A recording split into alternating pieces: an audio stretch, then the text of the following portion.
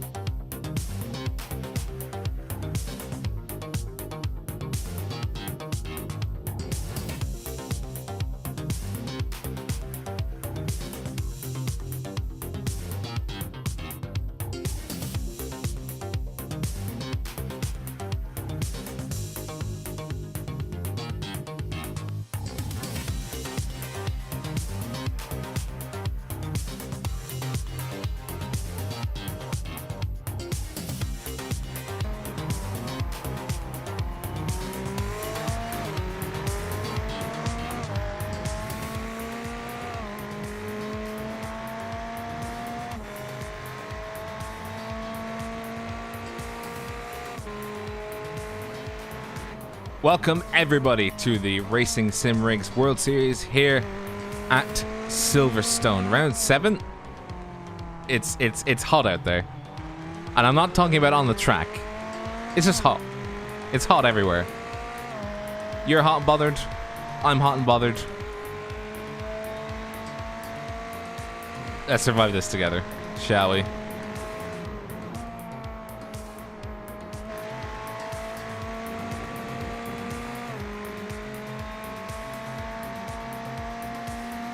Being hot and bothered with me, by the way, is, as always, Craig King. Craig, how are you?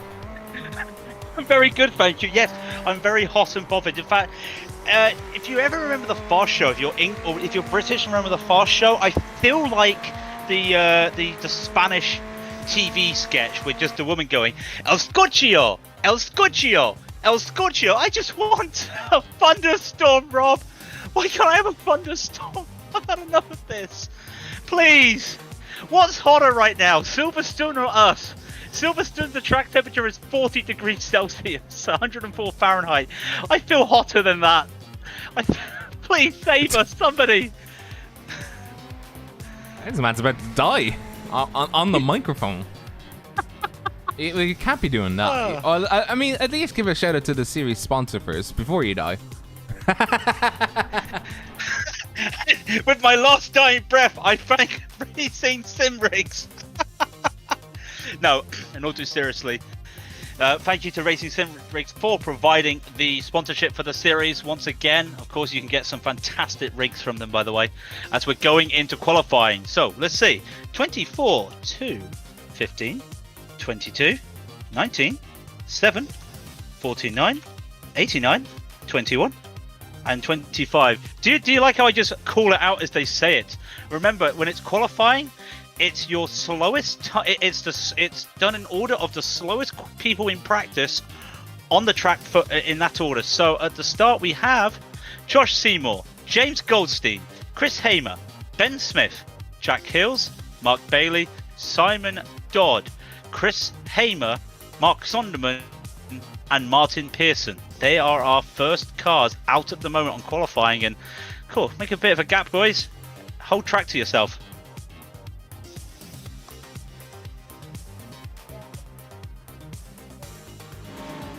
Oh, Jesus Christ. There goes Ben Smith already having a moment. Come on, Ben. Correct the car. I know it's hot in your room, but is he gonna... I think he's going to wait. I think he's going to wait. And Go! rightly so. Flipping heck. Oh, that's a close one. That is a close one. But no, it's... Now, who's the first car actually going to be setting a lap time, by the way? It's Chris Hamer. So that'll be interesting to see. The guy who sponsors the competition will be the first car to set a qualifying lap. That's kind of poetic. As he spins out at Beckett's. We are 2 minutes into the stream, and I have already cursed the man. So technically, we've both had a cursing. I went on to Ben Smith as soon as I did. He span, but we'll gloss over that. Less of it. So a quick question: we were asked at the practice results. Well, the top guys were doing 2 minutes. At the top 5 were doing times in the 2 minutes. Tim Matskey, Linus Tech now, Joshua Meyer, Liam Lynch, Tristan Iglesias are the only cars that took a 2 minute time around here. Then you've got Louis Eggleston, a lot of the cars in the 201s, and then these guys are practically the 202s. So that is the nature of play at the moment. But again, Joshua Meyer proving his worth in that Ford now. Oh, is he out there? Oh no, he's not. No. But I mean, at the top of the top of the practice sheets, Joshua Meyer. I mean, it's a flat track, so I'm hoping the car doesn't bounce around. And by the way, the Ford team is proud that it managed to sail over the channel using only driftwood as paddles. I'm not gonna call the cops. I'm not gonna report you to the immigration office. Kudos for not sinking. That Ford's a heft. What was Sky News or BBC out there with their cameras on a boat asking where you're going? Just asking for a friend. Yeah. It just, the sort of hilarious questions of, so where are you going today? England. Okay. Why? Why you ever got a car? We're racing. Okay. It seems like it's spec for racing, but more interested in why. Why not? So, let's talk about points for a moment, as they're starting their first laps, by the way. We kind of know how it is with the pros. Tim Matskey, 450 points. Liam McNinch, 409. Linus Tech now, 401. The next one to these three is Malt Stump with 308. So that is how close it is at the top there. And by the way, McNinch has not won a race, but has basically had consistent result all the way. When you look at the amateur, open game. Ben Smith, 331 points. Neil Butler, 289. Christian Furt, 259. Martin Pearson, 237. Andrew Miller and Stefan Kurtzman, 224. Joshua Meyer, 207. And Harry Wills, 204. And if you want to read off 10th, it's Isaac Barkley with 194. It's a very close time out there, and especially at the moment with the first few qualifying laps. Martin Pearson with a 202.515 is the early leader, with Mark Bailey a 203.167 in second, and Jack Hills with a 203.372 in third. So I think they're feeling it now, Mr. Krabs, as the meme would go. The track temperature, as you said, is in the 40s, and it feels. I think we're getting the racing experience that we didn't necessarily want in our living rooms or in our man caves. It being extremely hot, and hot and bothered I am right now. I've got two fans going. I've got one against the window, blowing air in, and I've got one perched up in front of me, blowing air towards my face. With hindsight, that's probably the bad idea, because the one that's blowing air to my face is to the left of the big rig, which is how we're composing the stream today, and I'm guessing it'll get hot. Very hot. And by the way, it's great to see that we have some fans. Do you know what I mean? It's fantastic. God damn it. If you do want to be real fans for us, by the way, don't forget to hit like and subscribe or follow us on YouTube and Twitch respectively. We do have a Discord underneath the video if you care to join us. Of course, the Racing Sim Rigs World Series, sponsored by Racing Sim Rigs. We can provide you with all the information for the Discords and elsewhere as well. We're always doing this on a Wednesday night, suffering ourselves through very hot track temperatures because it's the summer, and seeing some fantastic GT free driving. To be fair, I see the RSR Esports made a very nice video of one of the battles that happened between some of their drivers at Suzuka, and hopefully we get to see something similar today. So Jack Hills just posted a second lap. He did a 2:03.113, so he's in third position right now. There is a car. Is that Goldstan? It isn't. It is Goldstan. I spotted him. Just watching Mark Sonderman cross the line. He does not improve, so stays pole at the moment. But these guys are 202s, 203s. The track's actually gotten cooler. When we started talking, it was 40 Celsius. It's now 39. So the track has gotten cooler, but it's... Oh boy, it's still hot. It's still horrible out there. I do like how James Goldstein basically was practicing donuts at the slipway of Abbey, and then he hit an invisible wall, getting back to what we were seeing with our very own eyes at Catalunya, when very unfortunately we discovered that there's a particular wall out there that has very unfortunate details that allow you to see through it. Yeah. I didn't clip that. I forgot to clip that on Twitch, by the way. But it was very X-Files spooky thing, because you one way you can see the wall, nothing there. You turn around, you see through everything. It was almost like Jordan Worth, Bottom Split. The guy from Bottom Split. When he did the Barney doing a T-pose. No. He was doing some ARCA at Bristol this week, and he decided, because he didn't want to qualify, he decided to free cam around the whole of the stadium and outside, and realized that iRacing never put any detail underneath the stadium, underneath the racetrack and stadium.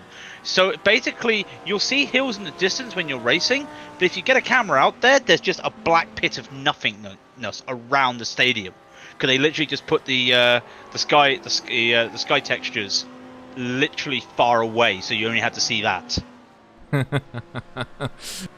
So it's an enclosed space.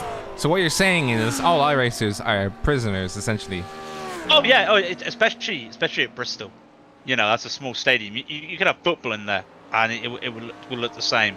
But we're in England, so we play proper football. And the following cars are not playing football, because just to give you a rundown of who's out on the track now: Isaac Barkley, Christian Furtz, Neil Butler, Malt Stumpf, Adam Christo, Taylor Lane, Callum Beaumont, Stefan Kurtzman, Marius Janke, and Harry Harvey are all out there at the moment doing their warm-up laps. And Malt Stumpf will be the first car to set a lap. And we haven't really gone through the track at the moment, so let's get right on with Malt Stumpf. He's got Janke in front of him. Let's get onto Malt Stumpf. He's coming around club right now, and here he goes to start his lap. This will be the first lap he does. He will be coming straight down into the first corner. They call that, of course, it's Abbey. All names, not turn numbers here. So Abbey into the farm curve right now. Got to just lift a little bit of weight to lose the back. Brake just at the 100 mark for Village. And then this corner. You can go as wide as you want, and it doesn't compromise you as you come into the loop. Get around the loop here. Full throttle there. Don't get any spin there, but it should be okay. This is the loop coming down out to Aintree. That's Aintree, and now we're on to the first straight, the Wellington straight. As they hit the Wellington straight, under the bridge they go, and here they come, braking just at the 50, just before the 50. This is Brooklands, and Brooklands into Luffield. This is back onto the old track, which I love. Here's Luffield right here. Lovely little sweeping. See that second orange marker there? You want to get your accelerator there. Just a little bit late there from Malt, but that's okay. Now onto Woodcote and onto the old start-finish straight. We don't call it any other straight but the old start-finish straight. We haven't used it for 10 years. We still call it the old. Down to Cops they go. It's not full speed here. Look, they have to brake and drop a gear. Maybe even a second. He's okay. He keeps it going down. On now to, in my opinion, one of the most iconic set of S's outside of like Le Mans. This is Maggots. Maggots, they come now into Beckett's. And then down they will come through this last one. That's Beckett. And now into the Chapel Curve. Full speed here. Want to keep as much as you can. Take as much curb on the left as you want. Keep going down now into the hangar straight. Named, of course, because of the old wartime planes that would use this as an airport. Down to Stowe they go now. It can be a little bit speedy. You have to drop a couple gears here. Backsliding out here. Don't cut too much of the rumble strip. And down the straight now to the Vale chicane. Very tough chicane. Into second. Don't hit the sausage there. You want to also avoid the sausage here. Coming around now. Again, another sausage to avoid. They hit the club right here. That will be the lap here. It is all speed at the end here. And his lap time will be a 2:01.012. Enough for pole. So, enough for pole by almost a second. Get the quality board up. There we go. 2:01.012. Christian first, by the way, putting in a good lap in the Raidillon TV car. With a 2:01.989. Man putting in the work for the boys. Also, Marius Yankee, just want to point it out, he was in front of Malt, did a 2:01.988. And I think Malt may have a little bit of slipstream, but I don't think that will cause too much of an advantage. Just under a second between the two of them, but Marius doing his best there. 2:01.988 in the McLaren. Nothing to sniff at there. That's a really good time. Elsewhere, Neil Butler's now gone further. 2:01.934. Isaac Barkley with a 2:02.266. So the 2:01s, we're in that 2:01 territory right now. If you're not doing 2:01s, you're gonna be looking at a struggle in the first race. I do hate the way that iRacing thinks that the desync between what we see as spectators and what the actual drivers see is essentially the fact that every time they go near to the rev limiter, all you can hear is bap, bap, bap, bap, bap. Oh, it's annoying. It is annoying because they do sound nice, those Ferraris, but like we're watching Neil Butler right now, he comes down into Cops, into Cops, and it's just, you just hear the rum, rum, rum, rum. Yes, as he passes the camera, all you can hear is bap, bap, bap, bap. I gotta admit, because for those who don't know, I've been battling a bit of a bad ear, and I went to do some racing, and I basically just had the static camera up with my headphones on, and I can't hear a lot out of my right ear at the moment. And when the cars go by, I could hear them in the left ear, but as they went by my camera, they were getting in the right ear, so it's just going. It'd be like that, just a muffled sound. As they come by, yeah, it was weird. I'll be honest. Oh, there's a spinner. That's Taylor Lane on his first lap. Has spun, and Neil Butler's just had to avoid it. Good avoidance there. All that compromises time. It's going to be a 2:01.605. So no, it hasn't. So Christian first, by the way, putting in a 2:01.353. Isaac Barkley putting in a 2:01.385. Marius Jank putting in a 2:01.546. As we can see, the boy himself, Neil Butler, vacating the track, trying to get off. I want some donuts. Yes, I think everybody wants some donuts right now. I mean, if you just looked at Taylor Lane, you would have got like half a donut. I've never no, Adam Cristo just joined him with a half a donut in Vale Chicane. He makes a mistake, and that has scuppered his last time, so he will be sticking with a 2:01.658. Wow. I gotta be honest, we had a bit of a laugh with me and Adam Cristo earlier. I was saying that he was looking forward to the race. I said, let's be honest, you're just looking forward for the second race. And he had a bit of a chuckle. But we have to remind people, for those who are unaware, this is 2 30-minute races tonight with a reverse grid. And basically what the reverse grid means, is Rob says some magic words, a number comes out of nowhere, and that's the number on the grid where everything gets reversed. We have seen chaos the last 2 times this has happened. We have had almost every car get hit with the reverse grid at Barcelona, and we saw just over half the field get hit with the reverse grid at Suzuka. And one was chaos, and one brought us some fantastic racing. So, hey, swings and roundabouts. Well, tell that to Louis Eggertson, because he famously he was the one at Suzuka that decided that gravity was not going to be his bitch. So or he wasn't going to be gravity's bitch, and just charged forth into the stands. Except iRacing brought him down to earth, quite literally, blinked him and sat him in his pit box, essentially saying, "You're on a no-no square." He showed me a video of it put to R. Kelly's "I Believe I Can Fly," and I thought it was good. But I said to him that if you really want the real effect, you've got to put some Enya on it. Some what? Enya, Enya, Only Time. Oh, Harry Wills has done a spin on his warm-up lap, and he's going to be okay though, because no one's around him. But the Audi, the amateur driver Harry Wills is all there. And also, I've noticed that they've gone with everybody out now. There's no waiting, no hot splitting. Everybody is out there right now. The last few drivers. I think they don't want the drivers to be cooked. Ooh, yeah, you can see there. Car number 40, number 95, Harry Wills, having a bit of a spin in Woodcut, or coming up to Woodcut, and just trying to correct himself. So, just to give an idea of who's out there, it's Harry Wills, Andrew Miller, Adam Miles, Tom Johnson, Pascal Radjon, Louis Eggertson, Tristan Iglesias, Liam McNinch, Joshua Meyer, Linus Technow, and Tim Matske. To give you an idea of the top 5, we mentioned the top 5 all did times in the 2 minutes. Matske was a 2-minute .143. Technow was a .349. Meyer a .840. McNinch a .880, and Iglesias a .994. And then if you also look, Louis Eggertson just missed out. He was 201.085. So they are quite close at the top, in all due honesty. We will wait to see what happens. And Matske has started his lap, and we always say it because you just got to keep an eye on him. He could, if he wanted to, I reckon he could break the 2-minute barrier. He could just back up into it. just smash it. Just smash that barrier. Yeah, in like the Fast and Furious movies where they were just like, yeah, handbrake turns. You got a handbrake turn into the 2-minute barrier and smash it. But I wouldn't think that you'd be able to drive away because it's an Audi and they'll fall apart like sardines. He's just coming up past Woodcut onto Cups, sitting on the old boy. Start finish straight. By the way, I will say this. I think I've said this twice now. I'll say it a third time.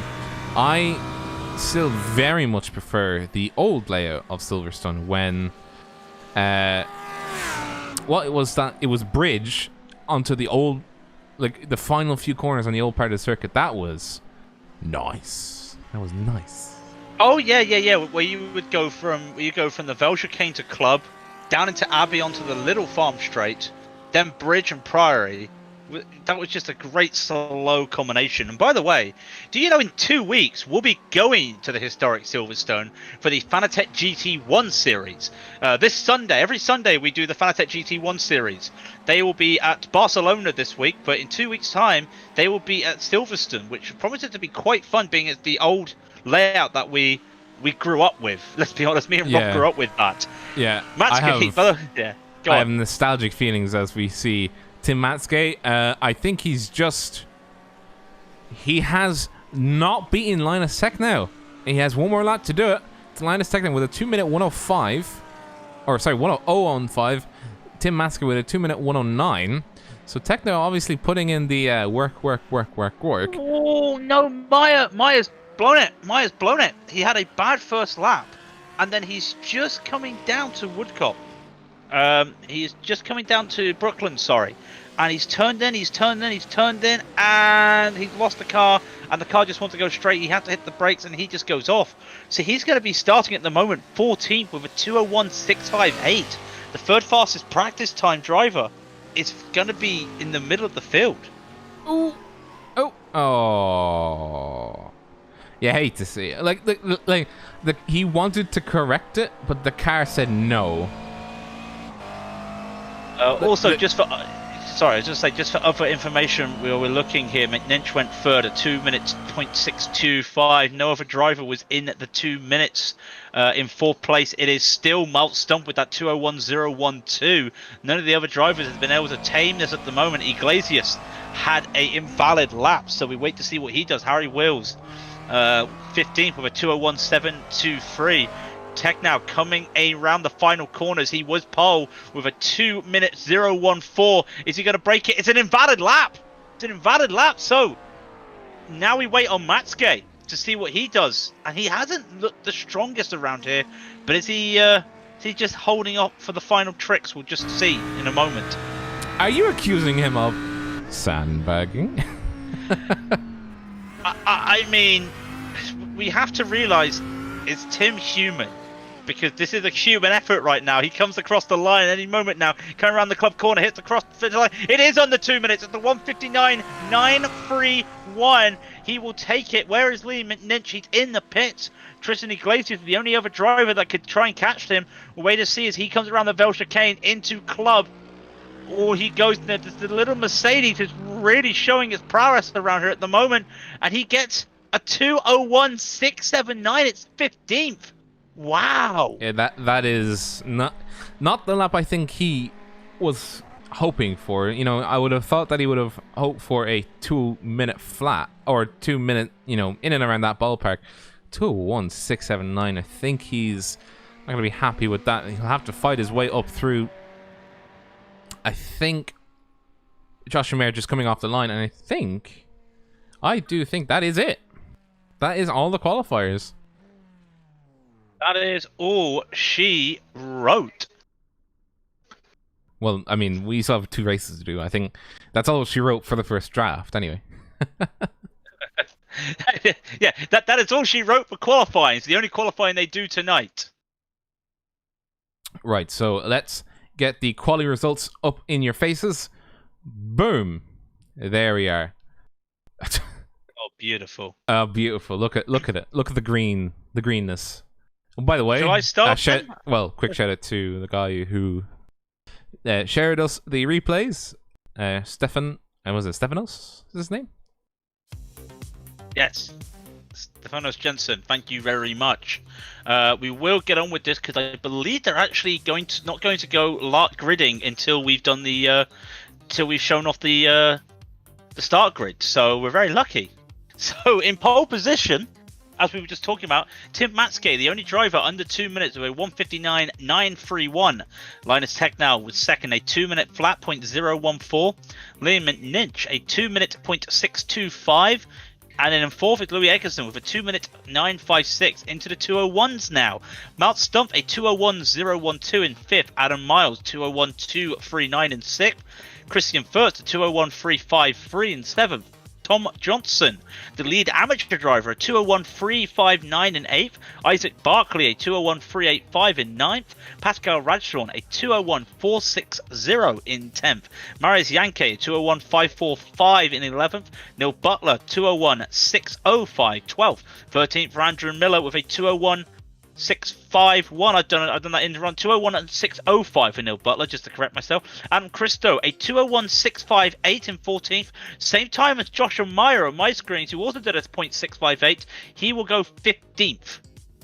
Tristan Iglesias with a 2:01.679 puts him into 16th. Harry Wills, a 2:01.724 puts him into 17th. Harry Harvey with a 2:01.967 is good enough for 18th position, and 19th is Chris Miles with a 2:02.388. So we're getting into the 2:02s now at the moment. Callum Bowman with a 2:02.398. Sonderman with a 2:02.417 in 21st.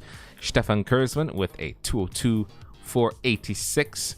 Be good enough for 22nd. In 23rd is Martin Pearson with a 2:02.4 202.516. 24th will be Ben Smith with a 202.583. Jack Hills getting into the 203s now. Jack Hills in 25th position with a 203.113. Mark Bailey with a 203.167 is good enough for 26th. Simon Dodd is a 203.384 marker in 27th position. 28th is Chris Hamer with a 204.405. And James Goldstein, again, not having the best luck in qualifying. He is down in 29th, but he is the last person to qualify with a 205.235. I just need to point out something. The server is incorrect. And as you notice, everybody's lined up on the grid. Oh no, I see it in the corner of my eye. Oh no, we're having a standing start. This is not meant to happen. It's a grid start. They're doing it because we can't change because of the stream. Okay? We have power now all of a sudden. Uh-oh. So this is going to be, as an accident, a grid formation start. Good luck, everybody. This is the first time we have done this.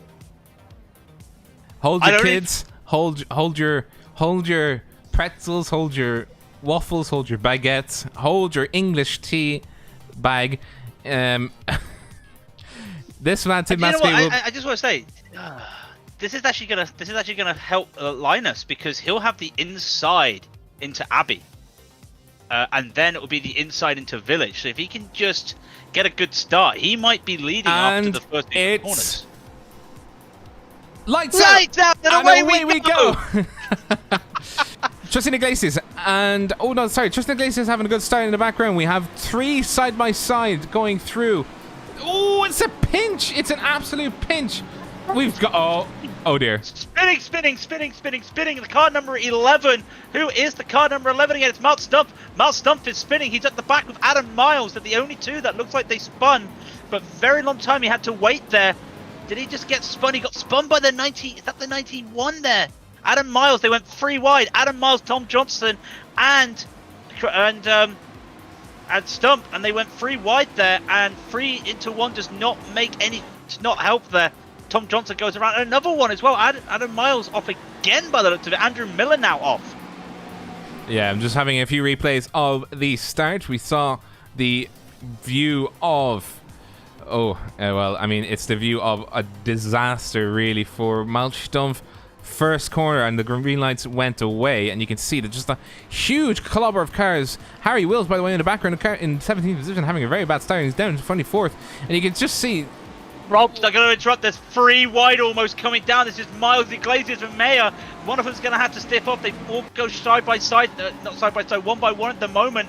Iglesias, Miles, and Pearson, as they keep going in. That Caterpillar car is trying to push on there. He is doing his best, Pearson, but he cannot hold on. There's more collisions in front of them, and it's the Raidillon TV car. There is more collisions up front, and more cars are going off. Now, who is that we see off? We're going to have to check on that. That is our poor boy, Christian First. Oh, he blinked. There he is. Having a combat, going wide, coming through Abbey onto Farm. And then fighting on the inroads. Oh, no, sorry, this is Maggots and Beckett, so I'm on the wrong side of the track. Ooh. But then at the same time, Isaac Barkley, he has a slow point into Maggots, and Ben Smith just catches the inside, and just they collide as well, and that puts Ben Smith off, and also that looks like as well Barkley just gets away with it, but it's a bit chaotic. Harry Harvey is in the pits, by the way. Matsgay, Technow, McNinch, and Eggerson have not changed positions at the front, but Adam Christo's had one hell of a start. He's up to 6th position from that start, from 14th. Well,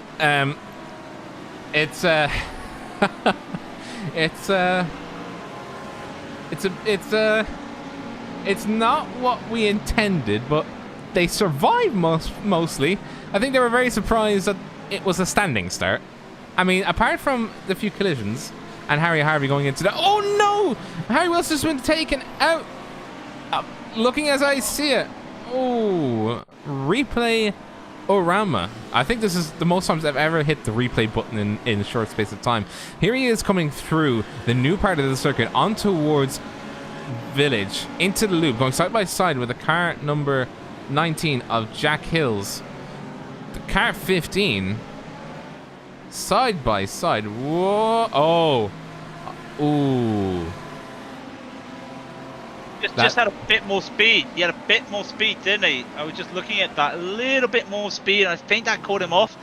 Almost a little bit like the Albon Hulkenberg situation a few weeks ago. Not Hulkenberg, sorry. Magnussen situation a couple weeks ago. Something like that. Adam Christo, by the way, got to keep watching this. Tom Johnson, he's going onto the hanger straight. They're going to be side by side coming down into Vale, and he does make it, Christo. Stowe, he does make it. Makes that move. He's now up to P5, and the pro driver in the McLaren, in the Mercedes, is on a charge, and Maske cannot shake Tech now at the moment. Well, the lap times between the two of them were very close. I would have imagined that if Techno did not have an invalid lap, he would have had an absolute screamer. So, you know, it's not like with Le Mans where it was damage that eventually had it made for Linus Techno when Tim Maske picked up damage to his right rear wing that cost him speed on the straight. So I'm still trying to figure out why it happened so harshly. But Adam Christo is now charging forward towards Louis Eggertson. Louis Eggertson having a nice clean start. Currently chasing down Liam McNinch. So it's essentially a train right now of people chasing their respective partners, their respective targets, as in the background, lead car of the amateurs. Tom Johnson is battling. Oh, he's actually battling Pascal Radshon, who is a pro. So I'm assuming he might let him through. But he also has Neil Butler in the background. Neil Butler, by the way, having a good start, coming up into second place. He is second place for the amateurs, to correct myself just before somebody shouts at me. Nice and easy. I was going to say, I've been watching this fantastic battle at the back of the field for 15th, 16th, 17th and 18th. Simon Dodd, Taylor Lane, Jack Hills and Callum Beaumont. They went into Farm 2x2. They went around the loop 2x2. They went up into Brooklands 2x2 and finally went single file. But these guys are a second between the four of them, and they have just been trading position to start the lap. Beaumont was in front of everybody. Oh no, sorry. What happened to poor Dodd? What's going wrong with him? He's lost the position. He has to slow down, of course, because he was just coming out of Chapel Curve. Oh, he did too much acceleration, too much accelerating. He just got onto the accelerator a bit too early there. He's going to lose those positions, but they're fine. They're 2.5 seconds ahead of the cars in front. There won't be a move at the moment as they keep going. By the way, Matsuke's just gone purple, a 2-minute flat .5 as he continues, but Tech now responds with a 2-minute .7. So he is closing the gap. I'm not sure if he can hold on to it. 23 minutes remain. These four at the back here are really giving some fun racing, but we got to keep looking forward as well because Christo is still on a charge. He did a 2:01.634 in the last lap. Louis Eggertson did a 2:01.709, so only 0.07 of a second separating two of them, with Adam Christo very slightly coming out on top. He's now in slipstream range, being able to use the big meat boy that is the Merc AMG engine to try and charge forward, get onto the slipstream, maybe use it coming up to the hangar straight as they're coming up through the old section of the circuits now. At least I am praying and hoping that I've got that one right. I have, yes. Score one from me. Coming up through the old circuit now. Adam Christo chasing down Louis Eggertson. Trying to maximize as much as he can the gap. He's trying to maximize the gap that he can behind him, but he hasn't. He's only 0.7 of a second in front of Adam Christo, 0.9 of a second in front of Adam Christo. It is still within slipstream range. Adam Christo now sees he's got a chance. So he's in with a chance now. If he can close the gap to 4/10 of a second. I would imagine that he'd be able to seal the deal if he comes around the hangar straight again. That's probably the longest. Well, it is the longest straight on this track, if memory serves, and that's probably the best time to be able to make it happen as they come up to just start lap 5. Apologies, lap 5 is what they're currently starting now. Isaac Barkley, by the way, in the background, battling with the big boy, the shout of the 2000s, Joshua Mayer in his Ford GT3 as they come up through new part of the circuit, chasing down the car number 10 of Tristina Iglesias, being 3 seconds ahead of Joshua Mayer at the moment, but Joshua Mayer is sitting pretty happily in 3rd position for the amateurs. But he's under threat from Isaac Barkley at all stages. Neil Butler is sitting by himself, only 5 seconds ahead of Joshua Mayer, but that's 5 seconds instead of 1, which I think he would much prefer, so he can actually concentrate on doing good laps. Whereas with Joshua Mayer, he has to concentrate on not letting the amateur of Isaac Barkley pass through him. Almost letting the guard down coming into the loop. Woodcock, Luffield and Woodcock. Sorry. Oh yeah, well yeah, I know it's called Luffield. This is Woodcock here. Yeah. But I'm trying to see if I can change up the names a bit. Nice excuse. Nice way to get by. Adam Christo back at the front. There's been a spin. Liam McNinch has spun at Chapel. No, Beckett. Sorry, that's Beckett. He has spun at Beckett. Louis Eggerson had to slow down. He's going to take the inside lane, going up the hangar straight. Adam Christo is going to go side by side. He will get the nose in front as they come around to Stowe. Who gets the position? Adam Christo, just like that, takes 3rd position. Can he hold on to it? Can Eggerson? Let's go side by side. He may want to try and force the Eggerson. The Eggy on the back of it, the product dynamite. He needs to make a big explosion here. Cannot make it happen. We'll have to hold on. But what happened there to McNinch? He lost the car and coming through the second S on towards Beckett's, and the car started sliding quite a long ways back. And just seeing here, we're just continuing the replay between the two guys of Christo and Egerton, and you can see where Egerton lost. Well, technically he has not gained a position. Technically speaking, he gained one and he lost one. But Adam Christo has just gained 2, and I think he's pretty happy with that. So it is Lee McNinch down on his luck, down in 9th position overall, but passing Tristan Iglesias just now to take back 8th position. But I think Tristan Iglesias is not going to let him go so easily. He's definitely not going on the inside, coming down into Brooklands, just on the Wellington straight, making a very good dive in, making it very clear what he was doing, tucking in on the inside into Luffield, side by side through Luffield, keeping the car nice and straight, keeping it tucked in as far as he can, with giving space to Lee McNinch to try and make sure that he doesn't take too much of a wide track going through Luffield onto Woodcock now. He has not made the move stick though, so he is still attempting to gain his 9th position back, or 8th position back. He's now down in 9th position. Lee McNinch, I think, will try and be charging forward, getting something back for his troubles. Let's hope he doesn't make the same mistake he did the first time around. Does he make the same mistake? Don't, you almost jinxed it. I had to touch wood there. He's okay. He's okay. I'm consistently touching wood. My table's wood. So technically, yeah, I don't curse anybody. I mean, I always say touch wood. I know elsewhere it's knock on wood. So if my knee constantly hits my wooden table, does that count as knock on wood? I'm not entirely sure. Louis Eggerton could not get any move on in any of the straights, but comes down to the Vel chicane, caught up to Christo once again. The gap is now going to be 0.4 of a second. Now, what is their times going through those laps? 2:02. 2:09 for Eggerton and a 2:02, 2:39 for Christo. Gap is still the same between these two. And Raidillon at the back, he's playing what I always like to call, he's waiting in the wings and just waiting for that opportunity to just jump.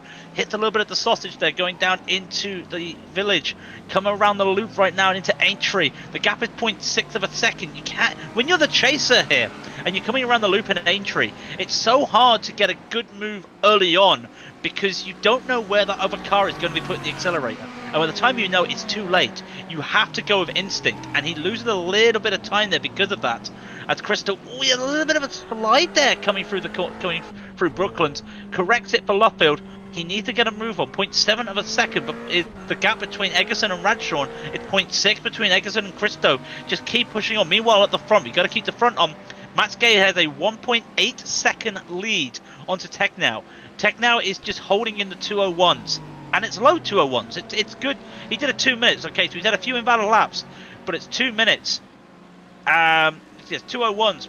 But when you look at it, Matsuke is just in the 2 minutes non-stop apart from the last 2 laps. So, in theory, he will get the move. Now, where's Radshawn? Radshawn, as they come around Maggots and Beckett's right now, he might be able to make a move on Egerson because Egerson's losing the slipstream of Christo. He won't be in range this time, but I think if he gives it another lap, he might be in range for an overtake there, and that would be Egerson going down, definitely losing position there when if he gets into P5. We're coming back to Tim Matsuke, by the way. I think Tim Matsuke does have it made compared to Techno on this particular track. Techno being, of course, the person that warned everybody that on turn 2, the mid-engine cars, i.e. mainly the guys that are racing the Fezza, we like to call them, Fezza, the way that the Midlands has Cozza. They call it the Fezza. The Ferrari.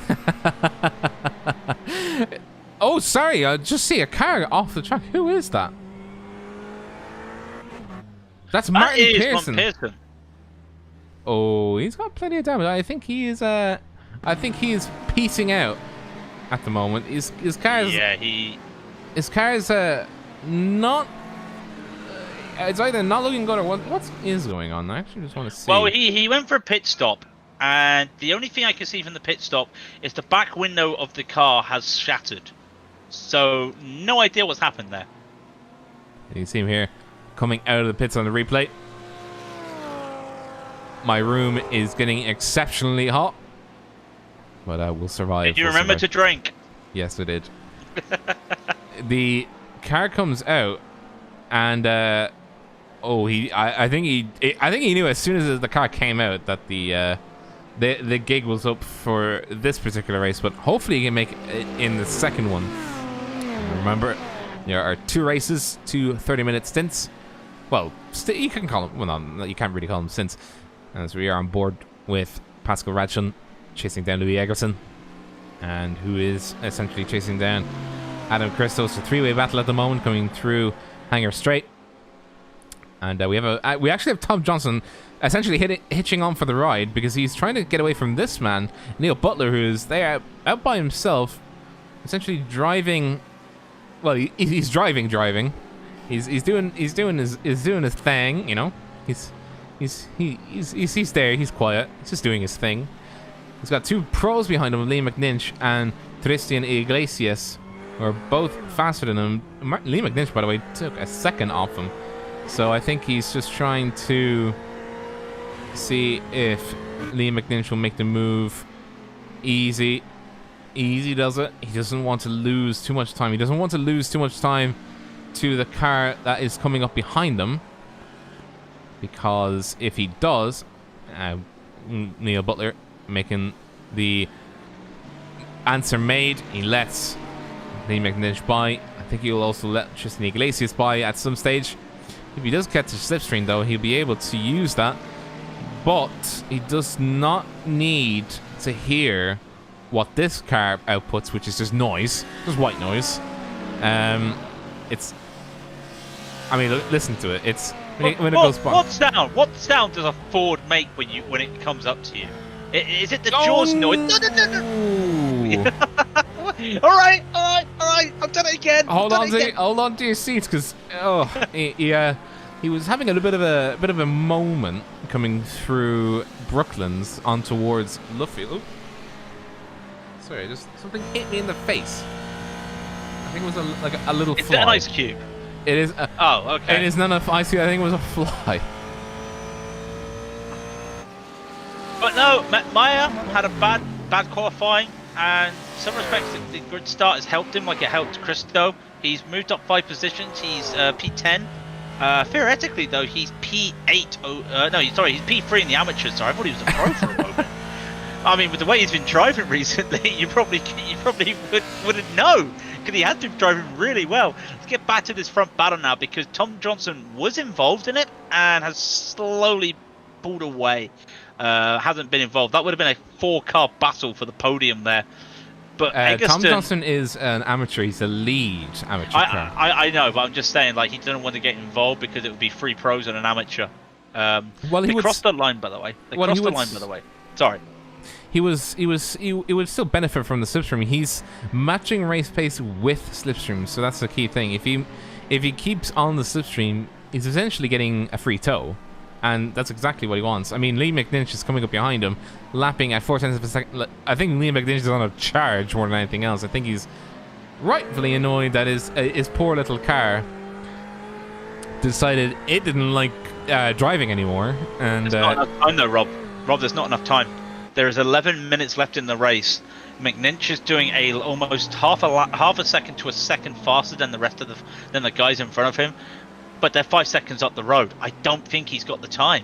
He basically just has to hope for these guys, and as they are with Radshaw right on the back of Eggleston, these guys are just it's not a Dane train, it's a British train at the moment.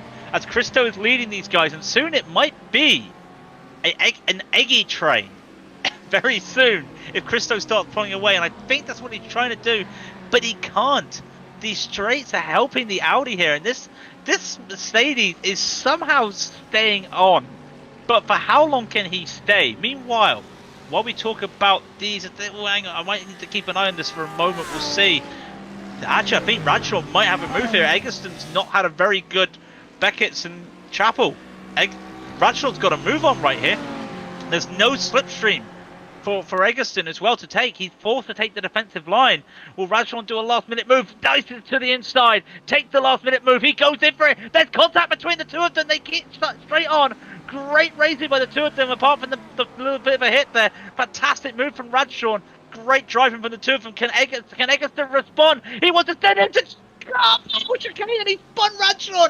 And Bradshaw has spun. He's lost all the work he's just done there. And he's lost third. He's lost fourth. He's lost fifth. He is down to 6th.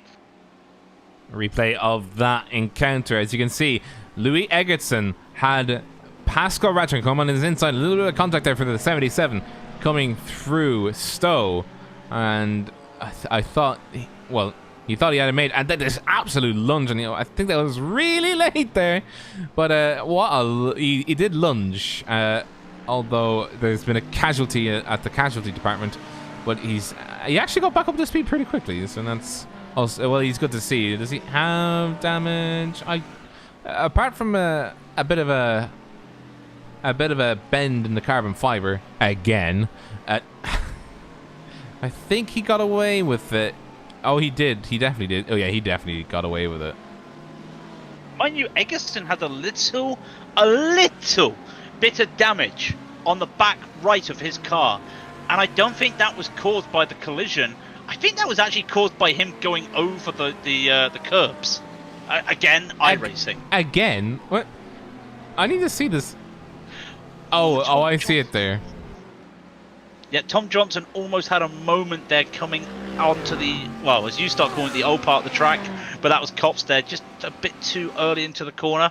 Meanwhile, Iglesias is still holding off this battle with Butler. Oh, he's not holding off, sorry. He's got past Butler. He's trying to catch McNinch. It's not helping. McNinch is now closing up to Radshaw. That little spin there has helped McNinch but hindered Radshaw. He needs to keep pushing. We've also then got Johnson. Now, he's not really racing Eggleston, but he needs to keep up with Eggleston to keep the pace, if that makes sense. And I think he will. He'll take a P5 overall at the moment. With 7:30 left, so we're looking at what, 3 laps to 4, 5, 4. I can't do maths. 4 laps to go. Be 4 laps to go. Okay, it'll be 4 laps. It'll be 4 laps to go. Okay, fair enough. Okay. I'm reading lap 12 of 14.9, so that just gives you the idea. So that means it'll be 15 laps. So yeah, 4 laps to go. Neil Butler being chased by the shouty green boy of Manatee Racing. Josh Mayer, double O car, looking to see if he can.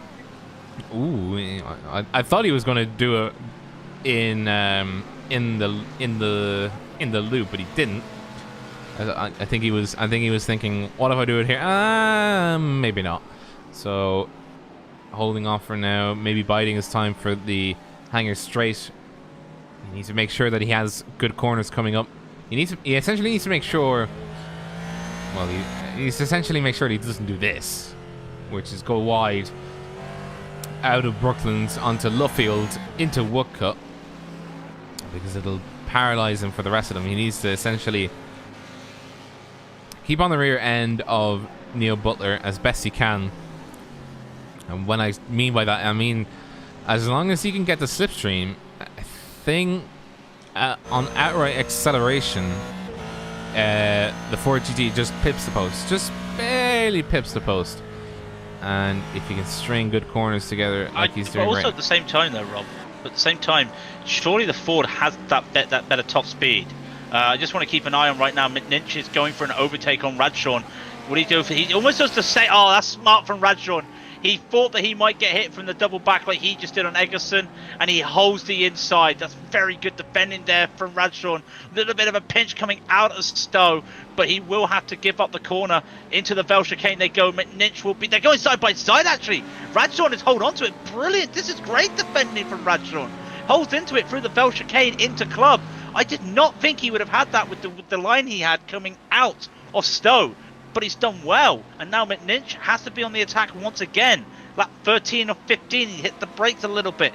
Car going a little bit wide in front of him, nothing to worry about. 0.3 of a second is the gap. They now come down into the village, and look at the wide line McNinch is taking. He's getting compromised from Radshaw's defensive line. He's making that Ferrari, that beautiful turquoise, silver and black Ferrari. He's making it as wide as a double-decker bus right now. And can he hold on? Into Aintree they go, onto the straight. This is the Wellington straight, of course. Can he make a movement niche? It's going to be a tough one to make it at Brooklands. Again, Radshawn goes for the defense and just slides a little bit back to the middle of the track after going far left. Now they come around into Luffield they go, and still Radshawn has this. But look how much he's holding up McNinch. McNinch has nowhere to go. McNinch trying to get past the Everest that the car, Laps 5 Racing car, Pascal Radshawn, number 77, is making this, well, essentially look like, because he's putting the car in such a place that you essentially need to go all the way around. And when I mean all the way around, I mean all the way around. But look how good the braking from McNinch. He's not doing any he's not doing any early braking. He's matching the braking with Radshawn. He is keeping right on that tail. They come around Chapel again. He's got a good line. Little tap of the brakes and they go side by side. McNinch is a little bit faster. Was it 220? Yes, he is faster. There's no side drafting happening right here. The inside line is still Radshawn. They're going to touch. They're going to touch and they still keep going. Oh la la. Come around still right now. It's Radshawn still there with McNinch. Radshawn is having to go off the track to make the move. Will it be a late move down into the Vel chicane? He's going to send the lunge. He cannot make it work. This is some questionable and aggressive defense and racing at the moment, you may have to say. But it is some fantastic defense at the same time. Call it sportsmanship. Call it whatever you want. Call it effective. They go side by side. More damage. More touchy. And then he's still... I can't keep my eyes off this. They're side by side. More touching! Oh no, we've got Tristan Iglesias in the background just going like, alright, well, let's keep battling. I don't care what you're doing. I just want some positions, boy. And as you can see coming through the loop at the moment, going on to Aintree. They're still battling over the hit in the front there. You can see damage on Liam McNish's car as he gets really, really tussly with the car number 77, Pascal Radshawn Ned. Car number 10, Tristan Iglesias is going to battle with him down the Wellington straight into Brooklands, probably going to make the move here. He doesn't. He sticks behind him. Tristan Iglesias, car number 10, battling the car number 96, Liam McNish. Pascal Radshawn, the car number 77, fighting off as best he can in slightly questionable terms, but he's fighting him off. Coming through Woodcut at the moment, they've calmed down a little bit, but there was some serious scrapping going on. the moves McNinch was trying to make there. He was trying to go this way, that way, forward and backwards, over the sea. He was just going everywhere, using every bit of track. If this was IndyCar, there'd be no track limit, and he'd be totally fine with it. But this is amazing. It's a lap sandwich at the moment McNinch is in. Manatee is in a lap sandwich, and I don't think that's a good thing for him. He'd love some of his help right now from his Manatee cars, but Maya's nowhere to be found. In fact, he's having a battle. We gotta keep our eyes on this battle though for 6th, 7th, and 8th. Well, meanwhile, there could be a battle for 2nd in the amateur between Butler and Maya. They come onto the hangar straight right now. I think everything's calmed down. Everything's calmed down a little bit right now, but the damage on these cars, these two cars, is just incredible. And I always say it, Iglesias is going to be that guy at the back. He might make a move when one of these guys makes a mistake and causes an accident. He might make a move and take both of these positions. And we have to remember as well, coming up to the final lap, by the way. Coming up to the final lap, these two are battling it out as well. Neil Butler is trying to fend off it's a very shouty car of Joshua Mayer. I'm sorry, I'm pointing the cameras straight at Liam McNinch. I want to see what he's doing, because this is the final lap. This is the final chance that he has to get up into 6th position. He won't get anywhere further up the field. Louis Eggertson is 7 seconds up the road.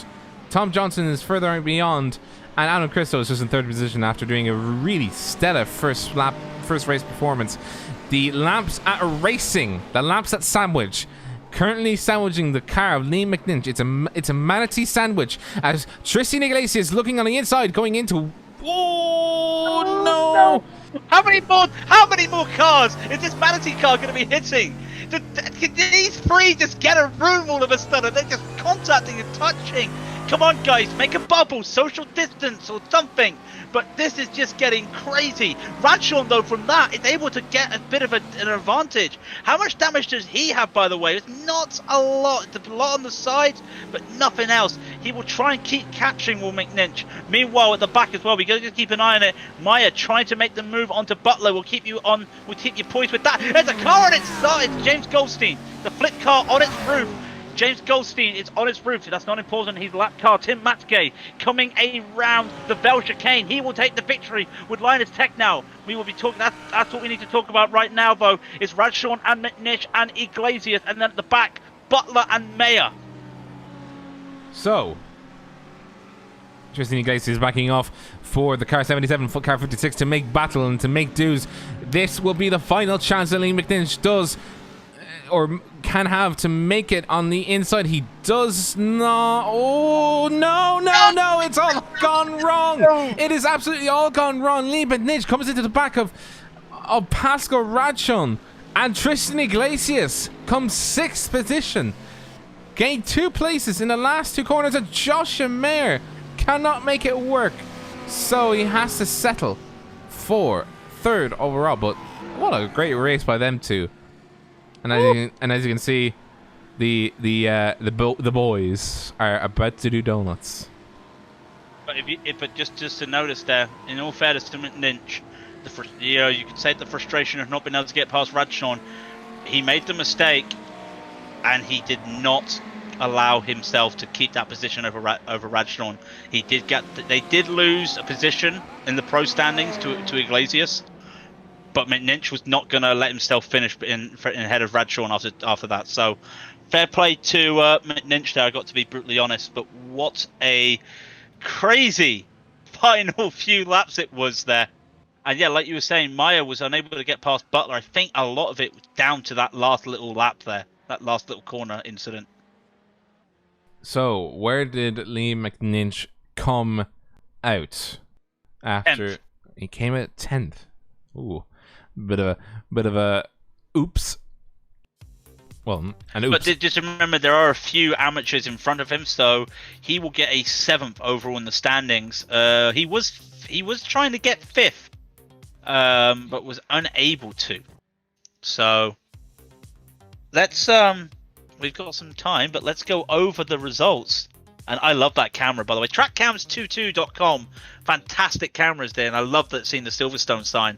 But as we go through the winners, and the winners, everybody finishes. Tim Matske wins the race. Linus Tech now comes 2nd. Adam Christo makes 11 places up, and a lot of them were from the first lap. He finishes third, a great result for him in the first race. Louis Eggleston finishes fourth.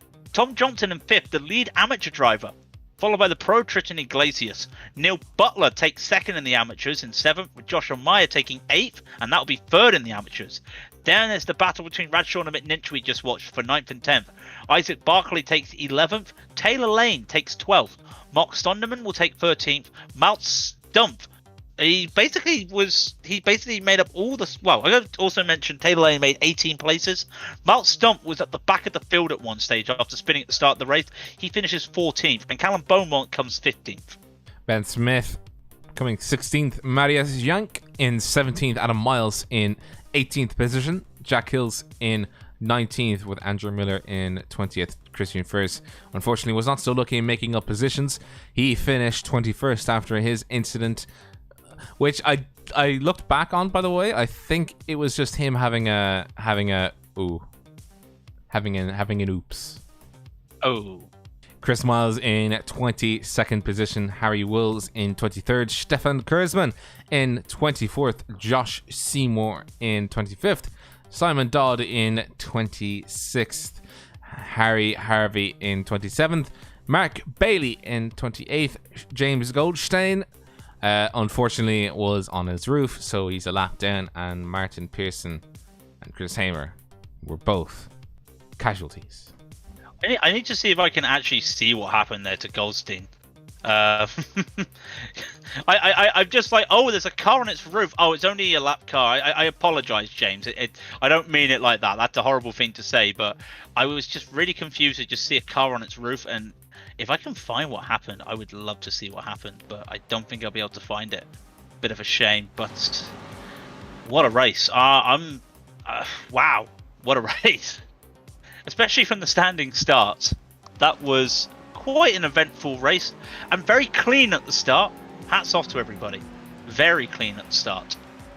Just having a replay of the car 2 when it decided that it didn't like being on the ground with its tires, and decided that being on its roof was more fun. Apparently this is exactly where it happened. Where is it? Come on, show me the money. Show me the money.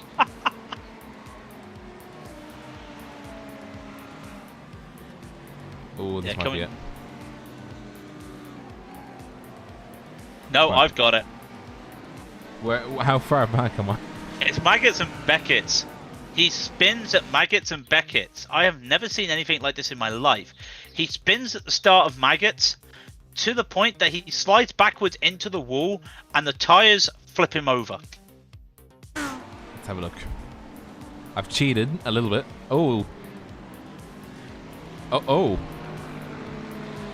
Oh, okay. Hang on a minute. I don't know myself. iRacing.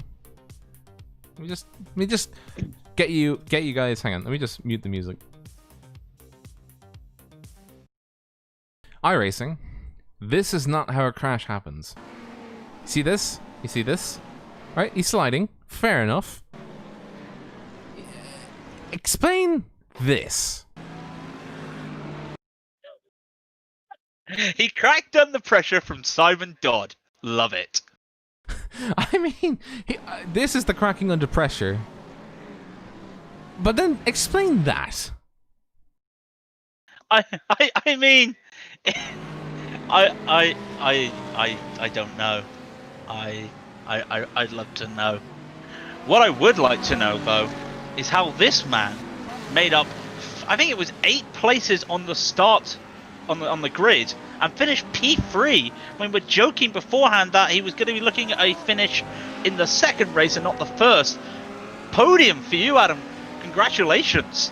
Thank you. I think, well, yeah, I'm not too sure how that happened. Like, the start was just chaos. Obviously, we only found out when we lined up on the grid that it was going to be a standing start. So I was like, oh, this could be pretty interesting. So thankfully, I've got 2 clutches on my wheel, and I've played with it previously a lot, but actually it might have been one of the first standing starts I've done with the Mercedes in this. So I just sort of went with what I do in the F3 whenever we do standing starts, and I think I managed to get at least 4 cars before I even got to turn 1. But that was brilliant. And then as I went through turn 1, it seemed like the Ferraris decided to mimic what Vettel did last weekend, and like they both spun and just parted each way, and I just went through the middle of them. So I was definitely pretty lucky with how that all unfolded. In fact, I've just been watching some of the replays at the start from the live stream, and if I can get that lucky in the next race at the start, I'd be quite happy.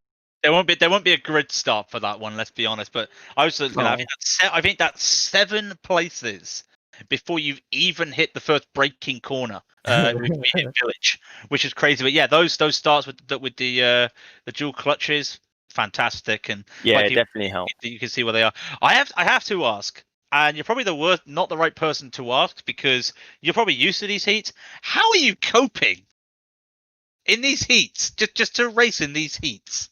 I mean, you must be used to it anyway for when you do your road racing, your normal racing. Granted, Germany's not that hot all the time, but it's still warm. Yeah, it's honestly, I think we've been quite lucky here. In fact, obviously, it's pretty dark outside now, or it is pitch black outside now. But the room that I'm in is on the ground level, and I've got my old faithful fan next to me, which is blasting air at me. So actually, I'm not too bad. With the 30-minute race, I haven't actually worked up a sweat, but it's more the nerves that I have to try and keep calm at the start of the race, just because I feel like I get more nervous doing this than I do when I'm doing a real race start. And I think it's just because I still class myself as pretty new to online racing, and so I do feel my nerves. But even like the temperature for that race was hot as well, so I think we're mimicking what current conditions are outside at the moment. And you can definitely feel it in the car. It's definitely slippier than when we were in the cooler conditions like Suzuka 2 weeks ago. The second race, there was a lot more grip. Even though it was in the dark, it felt faster just because it was cooler. And it's better for the cars, it's better for the tyres, better for the engine. And you even notice the difference in iRacing as you would in real life. Yeah, Sorry, go on, Rob. Sorry, I was going to say the reverse grid number, by the way, is 28. Almost identical to Suzuka. Suzuka was 27. Okay, I was going to say I didn't start that far. I've just seen James on his roof. Yeah, I don't know if you can replay that back a little bit. But how did James end up on his roof there? All I heard was him on the radio, like, I'm upside down. Well, he spun at maggots, and then he hit the wall, and the wall just decided to flip him over. Oh, jeez. Here we go. Let's have a replay of this. Just him losing control. That's good. Yeah, still losing control. That looks tidy as well. But Yeah. I don't know what happened. Oh, it's going now. Yeah. The track is turning left, whereas his car is. And he is not. Yeah, he is doing the exact opposite, and then this happens. Oh, no. I'm still trying to figure out how he meant. The tires are meant to dull and essentially plant the car, not do that. Yeah, that isn't ideal, and it's a shame because we're in a team together. So of course we're obviously trying to do as well as we can for the team championship, and obviously that hasn't helped. But anyway, like at the end of the day, it's all fun, and I get to talk to him all the way around basically. And we've got Jeremy, who I classed as my American iRacing engineer that helps do all the setup, and he also spots me as well, which I think is going to be key for this next race because we'll be starting 26th if it's a 28 grid reverse. So I mean, when you think about that, what are you most worried about for that start? Because especially if you're at the back, you're probably going to be starting, I think, just in the middle of the Vel chicane. So what is your big concern, apart from it's going to be chaos, but what are your big hot points in terms of where the traffic's going to be on that first lap? Well, of course, turn one, like the thing is actually on cold tyres, these things are so slippy, and especially in this heat. Like this is where iRacing's maybe just missing a little trick that in the hotter conditions, the tyres should get up to temperature faster, but it seems to still be equally as slippy as if it was cold conditions. But the thing is, iRacing's changed a lot, and I think that's due to obviously everyone isolating and there being a lot more drivers, real life drivers, being involved in iRacing, and every change that they've made, every update they've made in the last 2 months has just made the software better and better. And so I think the start of the next one, it's just about avoiding, I suppose, anyone that spins and just staying out of trouble, basically. The question I want to ask you personally, Adam, is the difference between standing starts and rolling starts. In your own words, explain the difference, or how it feels to do it in the sim, and if you've done it in real life. So for the standing starts, it's just about getting that initial launch, and if you can do that with obviously very limited wheel spin, then you're looking pretty good. I think I've just made a mistake. I've just exited that race. Should I have joined another server? Yeah, there will be Yeah, another there'll be session another about it. server, don't worry. Okay, that's good. I was just having a little panic because I saw that it went on to some of the racing for some of the other events, and I was just thinking, oh, maybe I should be getting on the grid.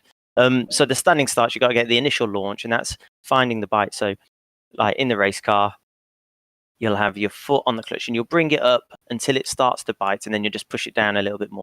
And then, of course, depending on what car and how much power you've got, you then tend to either go at half power or full power, and then you'll sort of like jump off the clutch, but get ready to get back on it, because one, you don't want to bog it down, and two, you don't want to get loads of wheel spin. So you end up sort of controlling all of this via the clutch, and then you just got to make sure that you don't hit the limiter when you go into second gear, because of course, if you do get wheel spin, then your revs will be a bit higher than what your actual road speed is, and so you got to make sure you don't hit the limiter.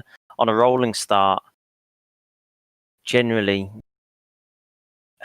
it's hard to say which ones are more exciting to watch. I suppose they're a little bit safer because there's no chance of anyone stalling. But at the same time, you're already moving at speed, so the first initial braking point, you're going to be approaching faster on colder tires, and so it's two different strategies, I suppose, and techniques for each of them. But it's you just have to. It's the same for everyone, so you got to make sure you have the best opportunity in whichever situation you're in. I prefer rolling, not just for safety aspects, but to me it just feels right. Not starting off the grid just doesn't like you want to be going fast straight away. What's going to be interesting for Silverstone is, in real life, the start line is halfway down the straight where it was there, and the finish line is as soon as you exit the corner, the final corner. So there's maybe 150 meters, 200 meters difference between the two. And I'm hoping that the start is going to be further down the straight. There's nothing worse than still having to go through the final two corners, knowing that it goes green and the guys at the front have already gone, and you're still trying to tackle the last 2 or 3 corners. So I suppose we'll find out soon enough. Yeah, absolutely. Drink. Damn Sorry, it's a thing we have because we basically keep saying the same things. I have heard that the server is live. I cannot see it yet, but the server is definitely live. So I will leave you to be, because obviously I think it's time to get ready and race. I'm But going to I wish practice you a few more practice starts just in case. And just in case. and look forward to the next one. See what we can do from the back.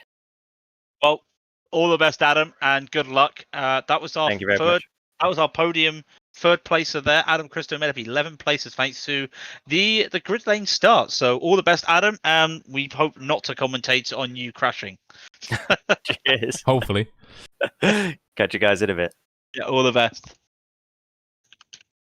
Right, so with the server open, yes, I know I'm eligible. Well, I want to click watch now. Thank you. God of iRacing. It's all good to see, but 28 was the grid. That's going to be interesting. Can't remember. And do you want to know how many people actually raced that last race? 31. Yeah, so 3 people are about to cry. Well, I know a lot of it. Let's be honest. A lot of it is due to the weather. Shout out to who was it that made a comment earlier? Yeah, shout out to Simon Marshall. Too hot, and he thinks he has a dehydration headache. So, always remember to drink, ladies and gentlemen. Please do. Please stay safe. It is getting cooler, so that's the one saving grace. It's getting cooler, but yeah, I'm still waiting for thunderstorms that aren't happening. I don't know about you lot. I just want my water. Actually, I've already got water, so I'm good. Yeah, no, I will be.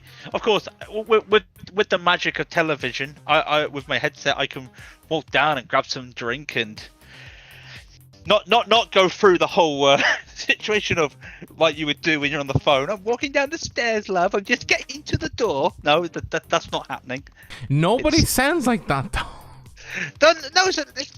I'm trying to do the elderly person talk. It's all right. I'm just walking down the stairs. It's alright. It's alright. I'm just walking down It's the all stairs, right. love. It's all right. Going down the stairs. I'm just walking down the stairs, love. Walking down the stairs to my Mancunian front door. Tell you what. I was just while we're waiting for Lo, I was always told if you ever wanted to do a Newcastle accent, you basically all you have to say is Kawasaki. Kawasaki. Yeah. It's the same that. No, I won't do that one. But you know, it's like you can just say certain words and it just makes you sound like you've got an accent. And Kawasaki was one of them.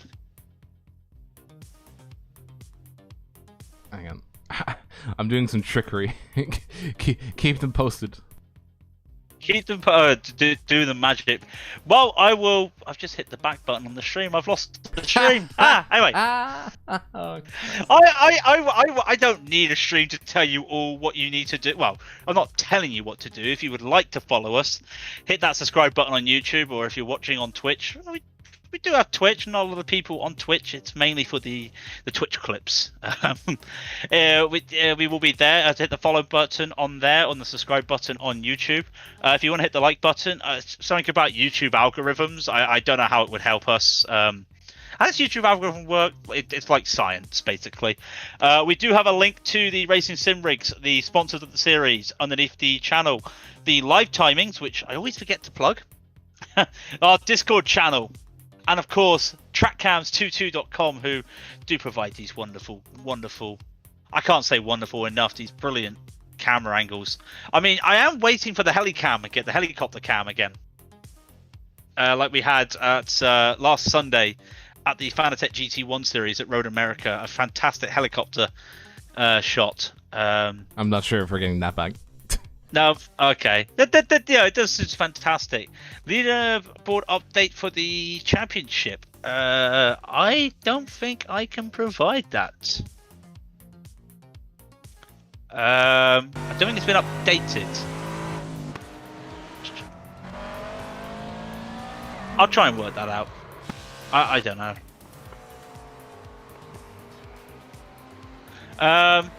If I can work it out, I will let you know. It will be the same to people asking as well about the.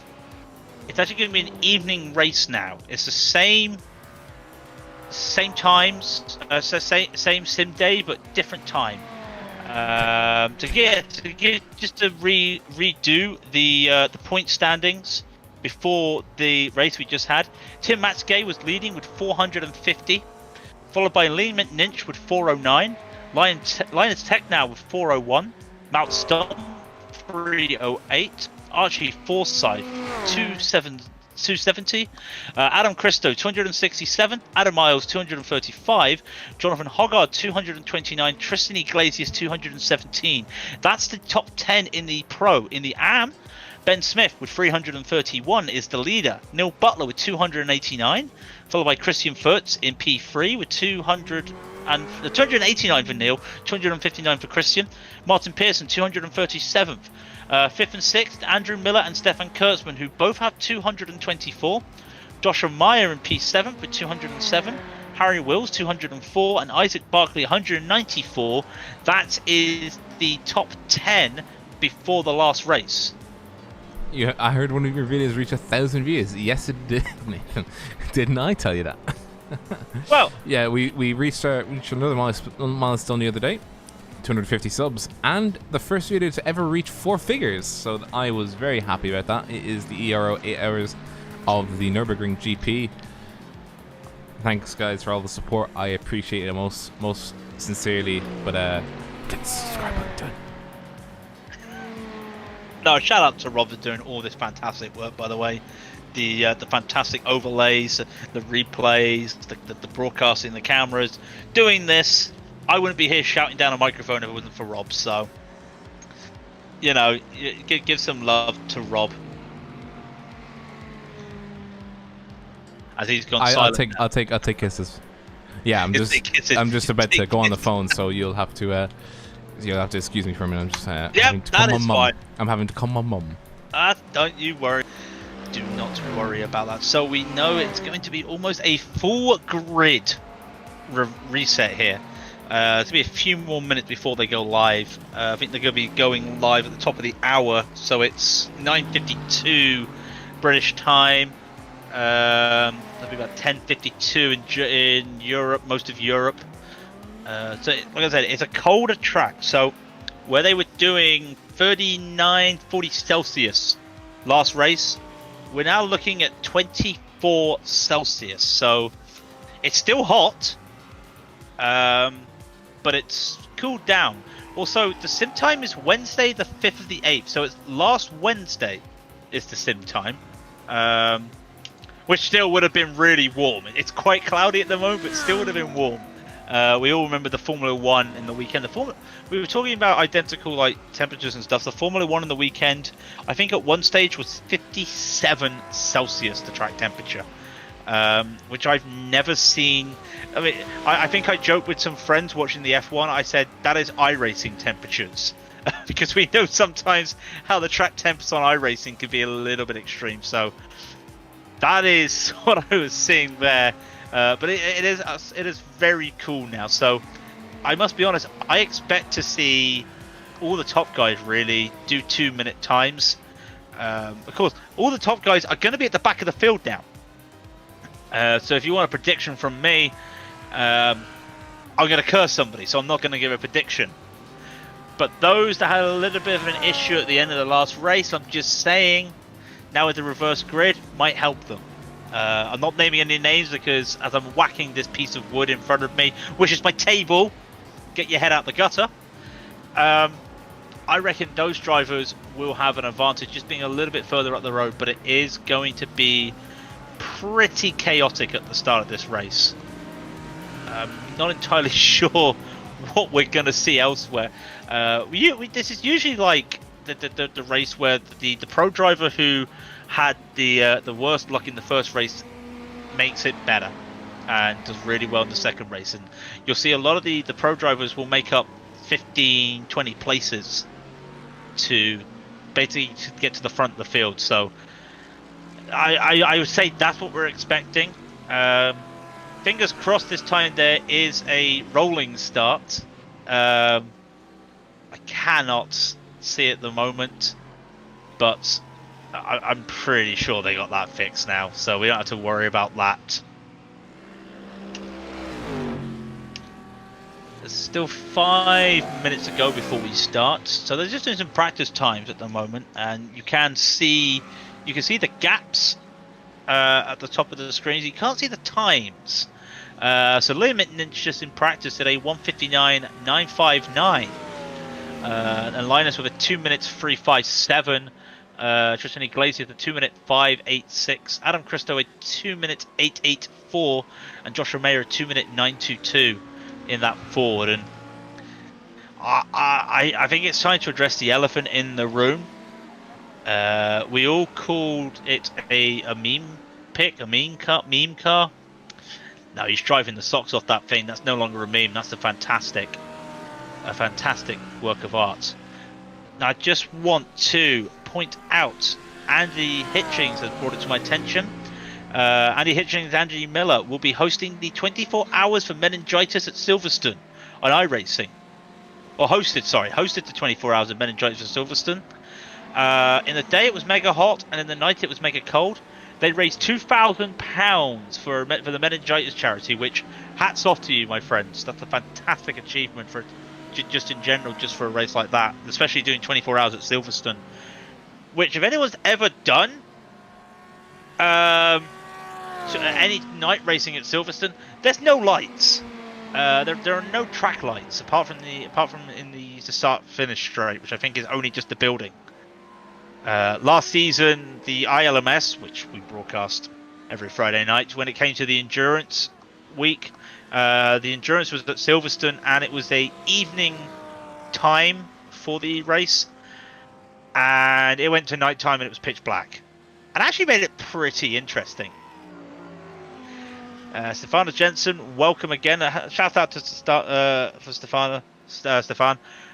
Making the replay splashes that you saw earlier, or helping us with the replay splashes. Do we need a new logo? I'd say ask Rob. He's currently on the phone. He'll probably see that message. Pitch black. Oh, Harry Wills is also there. So yeah, it's nice to see there is a... Oh, sorry, Stefan. Sorry, it's for Andrew. Oh, sorry. I do apologise. Yeah. It's nice to see once again a close-knit community here. It's fantastic. So, just waiting. What we got left? There's 1 minute 20 left in practice, and I got to be honest, I forgot to take a screenshot of the results last race, so I don't know who's starting pole, and I feel like I have let everybody down. I apologise.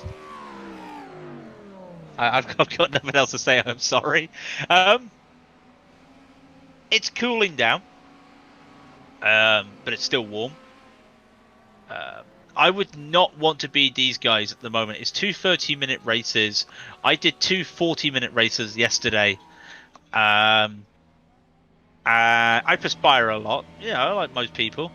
I had to change my shirt twice because that's how hot it was, and that was just it for me. So I have a cool pack sat behind me. It's something you put on your pillows. I've just got on my back seat just so I can cool down. That's keeping me cool. I have my drink. Stay hydrated, of course.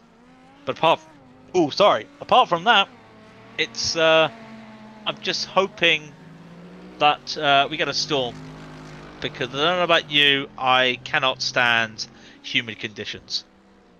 It's hot. It's hot one. Like 7 minutes from the midday sun. Somebody please get the reference.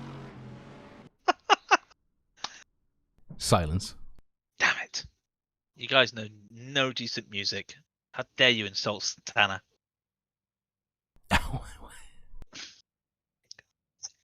Right, moving on swiftly. Let's just quickly run down the grid while they are just getting ready to grid. Harry Harvey will be pole, followed by Simon Dodd, and then Josh Seymour, Stefan Kurtzman, Harry Wills, Chris Miles, Christian Furz, Andrew Miller, Jack Hills, Adam Miles, Marius Yankee, Ben Smith, Callum Beaumont, Malt Stump, Mark Sonderman, Taylor Lane, Isaac Barkley, Liam McNinch, Pascal Radshorn, Joshua Meyer. Now he's 20th. That's to give you an idea of what we're talking about positions right now. Neil Butler, Tristan Iglesias, Tom Johnson, Louis Eggleston, Adam Christo, Linus Technow, Tim Matske. That is your 27 that gets flipped over. Then behind them will be James Goldstein, Martin Pearson, and Chris Hamer. But yeah, Tim Matske is practically at the back of the field. I don't even know what's going to happen here. And with that, I made a great mistake. I shut my Discord. Ah, brilliant. Well, you're still here. That's a good thing. As they start to head on now, and I will give you the honors like we always do. We'll take it in turns. Twisted Racing? It is Twisted Racing there from Harry Harvey. So Year 1 Racing and Twisted Racing will take the grid. It's all yours, Rob, because the pace car's going in. They can go whenever they want. So, Harry Harvey, Going to lead them onto the final straight, coming around the club section now. Ooh, it's tantalizing. And does he go green? It goes green now, and off he goes. Oh my god, there's a sea of monsters behind them. Oh, and... Massive cause, sorry to interrupt. Oh my god, the car flipping, 2 cars flipping. Oh dear, who's gone? And the last guy, the last cars have now come together as well. Tim Mascade's made it out, but what on earth happened there? Now who's flipped? Who's flipped? Who's gone flying? Chris Miles went flying. He got caught up by the Raidillon TV car at Christian Furtz. And literally that just had a chain reaction of, I can't even talk about it. Wow, there's so much happening in one moment. Marius Yankee gets caught in the collision. Oh, he gets destroyed. Just so many cars here. I cannot tell you what's happening. I'm just letting the replay play for itself. There's just cars dead. That will be clipped and sent to Rent's defense. Let's have another... So, while you do that, I just want to get over. Chris Miles is in the pits. He started P5. Harry Harvey's still in the lead with Harry Wills has made up 2 spots there. Adam Miles is making up some spots now at the moment. That car from Chris Miles. I've never seen a car that sad in my life. Oh my god, the back of that's destroyed. Meanwhile, his teammate Adam Miles is in P3 at the moment. Simon Dodds had a bit of a slow bit. No, it's gone off at Maggott and Beckett. Just as they start talking about him, he will be able to rejoin the track. But has he missed a point there? I'm not sure. Did he get a black flag? Might be okay. We'll wait and see. It's just a bouncy ball. Poor Chris Miles. He's definitely out. That car is dead.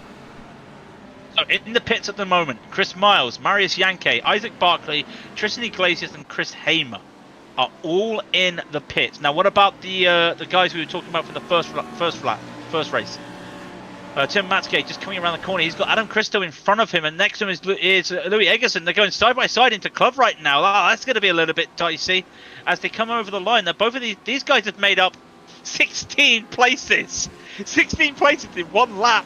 As Christo does get the position coming around the first corner, coming around Abbey and into the farm, into village they go. Hold on to it. Matsgate goes around the outside of Eggerson. Can he make it stick? He's off the track. He still makes it stick after having a little small excursion there. What a move coming around village there into the loop. And I think Linus Tech now is about to make that 2 places down for Louis Eggerson side by side going through Wellington straight onto Brooklands. Ooh, does he just about... Yeah, he makes it. I mean, they just made up all these spots. Mount Stumpf has made up 11th places to get to 3rd. And he is on the warpath, trying to catch on to Harry Wills and Harry Harvey, the 2 Harrys. Behind him, Liam McNitch has made up 15 places. He's sitting in P5. As he just goes past Simon Dodd, who slides at Stowe. Cop Story. I always get those 2 confused. Just slides there and actually holds on to it. But it's now defending his position from Andrew Miller. Too many A's. A.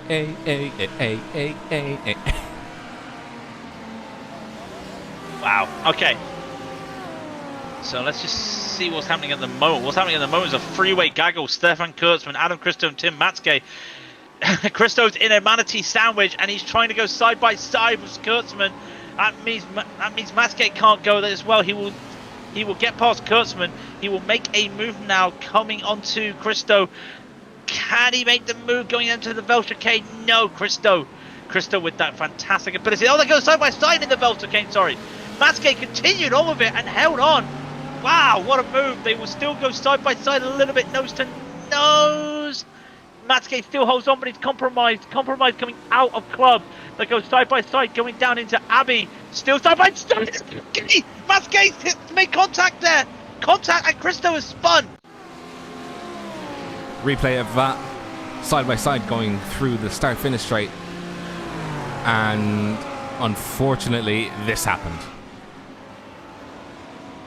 Yeah, it almost looks to me I Just think a that case might. of just. I think that was netcode. Not entirely sure. Oh yeah, that was netcode. Oh no, actually no, that looked like solid. I'm not sure, but I just think that was a little bit of I think it might have been just a bit too early there with the turning there for Christo, but we shall wait. Where is he? Where is he now? He is down into 19th position. So all that work at the start of the race, got to do it all over again. Well, I think he was I think he was hoping for a continuation of the standing starts, but obviously it was a rolling start now, and well, seeing as the absolute carnage at the start of the race, I would have thought he was counting his blessings essentially that he made it through, and then unfortunately scrap with Tim Maskey abruptly ends, and he's left to pick up the pieces as Tim Maskey is chasing down Harry Wills. Will Harry Wills defend? No, he won't. He'll just let Tim Maskey go by. So Tim Maskey is now chasing down the rest of the amateurs. It is the four top amateurs: Josh Amer, Simon Dodd, Andrew Miller, and Harry Harvey in the ascending order from fourth to first. Now he's currently chasing down, as his target is Lee McNinch, who was able to slice and dice his way through and pick up the pace to catch onto the rear end of Mulch Stumpf, as Josh Amer is looking to try and see if he can secure a position coming through Simon Dodd, but he doesn't. Coming up through Fire Curve onto Village and into the loop. Holding on, isn't he? Yeah, he's holding on, but not a lot to go by. Sorry. Not a lot of places for him to go. Simon Dodd's got a little bit of slipstream with Andrew Miller.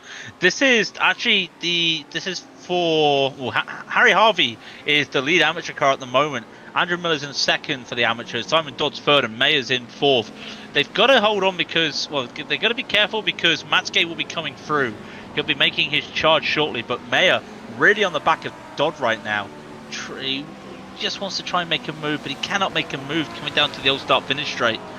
Will he be able to try something at Cops? I don't think he's got the ability to. He's trying to make it happen. Is he going to be brave and make this move at Cops? He is, Gets a little bit of tap, but nothing too serious there.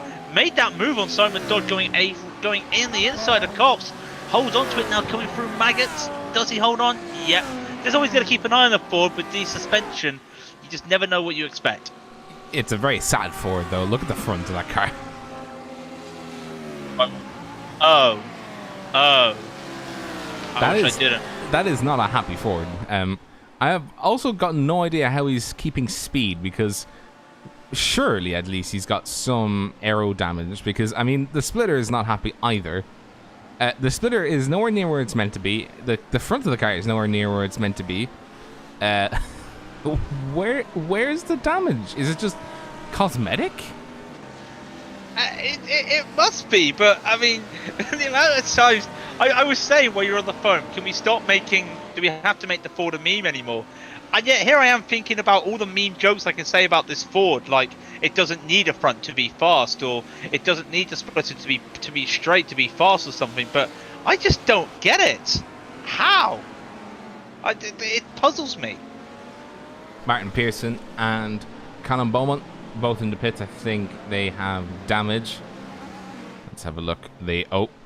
Yeah, they do. Out of Christo, the car I just saw go off. I think it was. No, it wasn't. I'm seeing things. Oh, it was a car going on. Oh, there's been contact. There's been contact between Ben Smith and Tom Johnson. Just coming into Village. Oh, Tom Johnson lost the car and just goes whack. Where is Tom Johnson? Where is he? There he is. I spotted him. Let's have a look at what this car is looking like on the front. It's definitely not. I feel like the majority of the cars right now have had some damage or a lot. There's very few cars out there that have no damage. I don't even like. I'm trying to like. we've seen some bad starts. That was up there, and it was actually just a simple mistake. Just the car thought he had the position or had the space, went to turn in, and there was a car in front of him, and it was almost like you pick yourself. And the start line at Silverstone is so narrow. There's nowhere to go. Yeah, and the car of Chris Hamer just getting thrown around like a rag doll. His race essentially ending at the start-finish straight because there's plenty of damage on it, and it's not gonna be fixed. And he did actually, he is actually fully retired. He is not on the server at the moment. So the casualties, the big casualties so far: Christian First, Chris Miles, Marius Yank, Isaac Barkley, Tristan Iglesias, Chris Hamer, Christian First, Martin Pearson, Callum Bowman, Josh Seymour had damage, but he's back on the track after taking 2 pit stops to fix damage. And I would throw in Adam Christo. He's a big casualty at the moment because he's down in 16th position after climbing all the way up to 3rd. It was 3rd? That was last race. Oh, sorry, last race. You mean? Yeah, sorry. Yeah. He got up to 5th or 6th in the earlier on this race. Had a moment. Had a crash. Simon Dodd looks like he's had a moment. Where is Simon Dodd?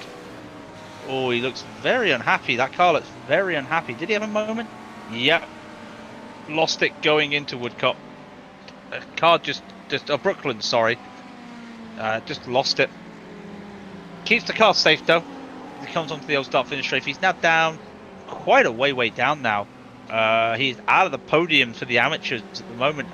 It's Harvey, Miller, and Meyer in the amateurs, and the gap between Miller and Meyer is only 1.5 seconds, and Miller's catching on to Harvey with again 1.5 seconds. So when they let the these lead cars by, these pro drivers by, I think we'll be looking for some entertainment, some fireworks. Matt Stump at the 4.5 second lead, by the way, to Liam McNinch.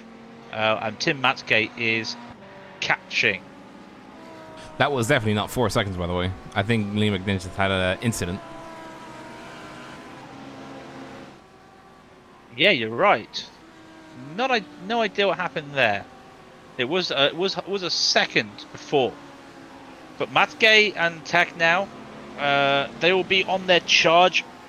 Well, they're still on their charge up the field. Let's be honest. 1.5 seconds now of Matsgate and McNinch is the gap. But one thing we cannot hide, it's a Manatee 1-2-3 at the moment. So the Pulse Racing McLaren has to somehow break this up. I thought you said just Pulse Racing. It's Impulse Racing. You know, I said Impulse. Did I? I'm pretty sure I meant to say Impulse. You're making me second guess myself now. Yeah, I'm pretty sure you said Pulse Racing. So someone come watch it and just tell me if I was wrong. I mean, I'm acting like an amateur. But speaking of amateurs, the amateur division heating up right now. Harvey and Miller, actually the leaders in the amateurs, all of them are 1 second between each other. They're currently 4th, 5th, 6th, 7th in the race. 4th, 5th, 6th, and 7th. Sorry, 5th, 6th, 7th, and 8th. Sorry, and there's 1 second between them. By the looks of it, Harvey still holding on to Miller right now, but on the straight, he's not going to have the slipstream. So Miller may make a move here for Midland Sim Racing, and he gets a better line in the Chapel Curve, as Harvey will hold the inside there in the Twisted Racing BMW. Will hold on to it as they come a two-stone. A little bit of moving on the braking, maybe. Hold on to it though. Miller wants to make a move, get a better line coming down into the club chicane. Cannot make it as Harvey goes on the defensive again. This just kind of looks familiar, doesn't it? Albeit with different category cars. Referring to the essentially the BTCC style of events in the last race. Oh, is that what we're calling it, are we? Yeah. I mean, if it works, it works, but it might also get you penalised. As Is he making the move? No. No, he is. Well, actually, he is. He is, but he's going to be on the outside coming around the loop. And that's not going to be helpful, but he gets a good line, actually. He might actually get a good run coming down to Aintree. How much curb does he cut on Aintree? Quite a lot, quite a decent. He does have the speed, but I don't think he's going to have the ability to get past here unless he does a late move coming down into Brooklands. Sets himself up for it, but can't make the move. So, reset. Let's do it all again as they come down to the old start-finish straight. I think he was trying to think. Well, I think he was trying to fake it, as in like, I'm gonna make this move. I'm gonna make this move. Look at me. I'm gonna make this move, and then just trying to see if Harry Harvey does indeed flinch and try and give the wide berth, but he didn't. He stuck to his racing line, and he's just trying to see now if, you know, coming up to Chapel Curve and then onto the Hanger Straight, can he make a move there? Adam Miles, unfortunately, has crashed out there, coming around what we were just looking at there, coming around Luffield into... He would get tagged at the back there from Louis Eggleston.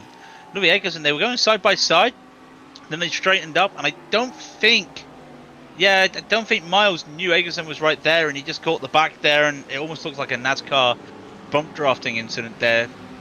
Yeah, Miles just spins out and loses a lot of damage, and there's contact in front of Eggleston right now between Butler and Kurtzman as they keep holding on. There's a little battle there for 9th and 10th overall with Sonderman, a pro driver behind them, but they are racing in the amateurs. They're practically, what, 4th and 5th in the amateurs, so it's still an amateur heavy front, which doesn't happen usually, but Mount Stumpf, Liam Ninch, Tim Matsgate, Linus Tech now is your top 4, followed by the amateur driver of Harry Harvey, and now the gap between Harvey, Miller, Mayer and Wills is 0.8 of a second.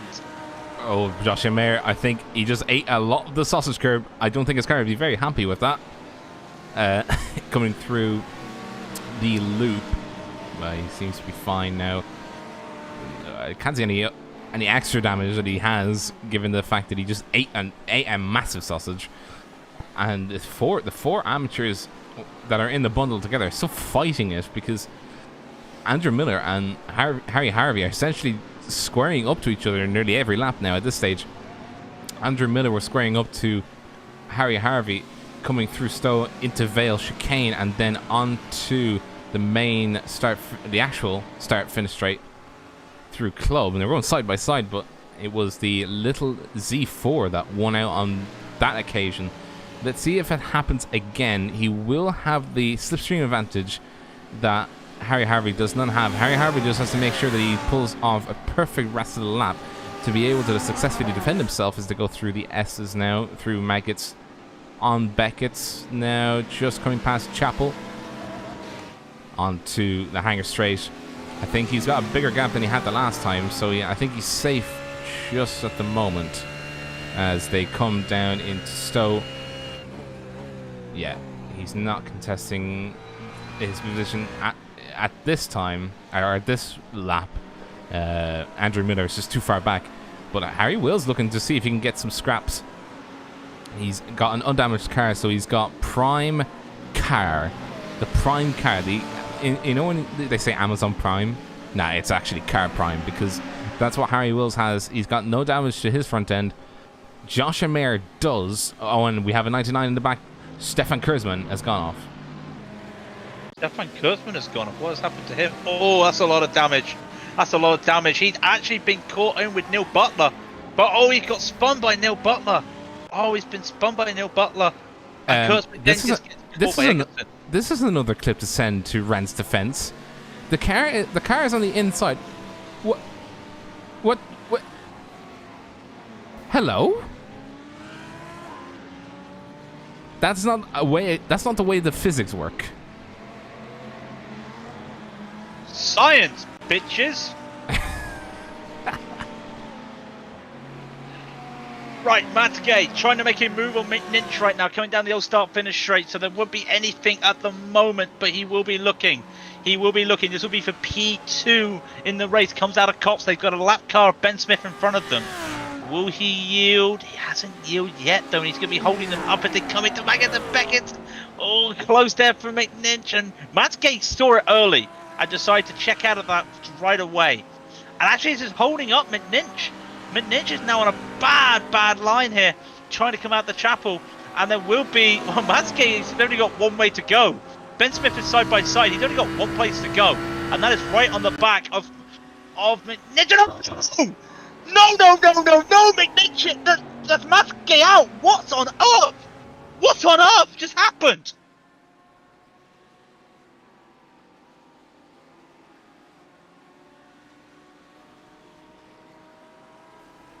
We're still here, people. We're still here. We're just picking our jaws up from the... Yes. Things happened. Robbie, you still there?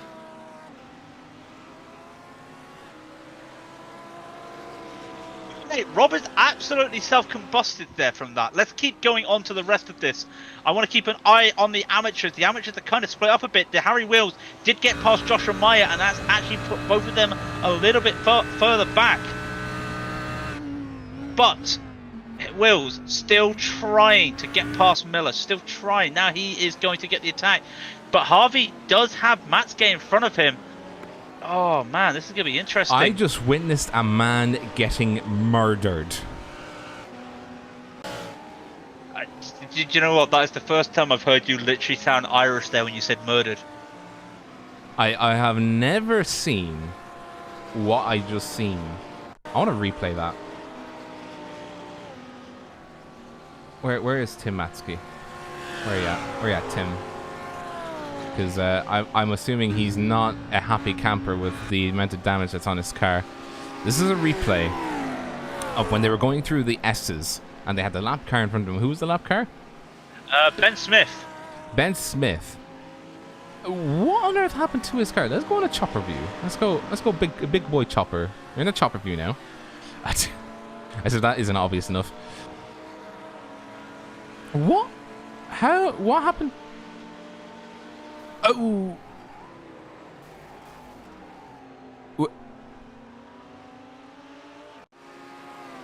I mean, there's nothing to say. This is in slow motion. I want to see what on earth made... Just a quick update. Harry Hills went wide. He went wide going into Cops, has lost all the positions. He is out a second and a half behind Mayer. So all that there, he has now lost a little bit of the lead. I think he's now into P4 in the amateurs. It's still Harvey, Miller, Meyer. But the gap now between Miller and Meyer is 2 seconds. Meanwhile, McNinch is still defending Tech now. And Matsuke is still there in P4. I mean, there's a lot of damage on the back of that car, but it's not as bad as that wing damage we saw last week at Le Mans. If he has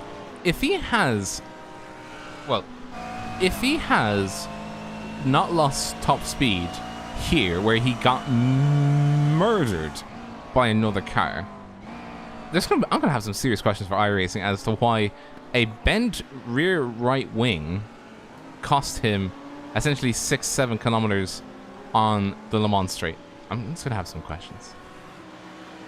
Well, we will save them all for the iRacing forums in the complaints department. I'm pretty sure we'll be the pick of the bunch in the complaints department tomorrow morning. Me, I don't know how to do a segue from that. I will say that McNinch is holding off Tech now. We were saying about somehow Tech now has to break up this Manatee 1-2-3. Was happening the way I don't think he expected it to. But this is critical for both these drivers in the championship right now. It's so close at the front between McNinch, Tech now, and Matsuke that really these two need to be, well, they can't get the win, but who's going to get that P2? Well, they could get the win if anything happens to Molt. We don't want that to happen. But it could be who gets that vital P2. That could be really crucial for the series. So as they come down now into Stowe, they will come down the straight. McNinch still in the lead. Now look at the braking he takes here a little bit early, and then Tech now follows him in the same spot because he's not backing off. He's really going for it. Avoided the sausage curves in the Vel chicane coming around to club right now. What were their lap times as they come just across the line right now? It was a 2:08.64 for Tech now, a 2:7.96 for McNinch, and meanwhile Matsuke is a 2:01.106. He's only lost 2/10? What? I'm still trying to recover after what I saw. That kind of incident changes a man. Well, I'll tell you who has recovered. Adam Christo. Yeah, I was thinking the same thing. Up to 10th position after making the gains early on and then getting in a small tussle with Matsuke coming down to the first, going down to Abbey. Spun out, lost about 10 places, has recovered to P10 and is still really making moves. In front of him will be Harry Wills, who has gone really wide into Brooklands. Not sure what happened there.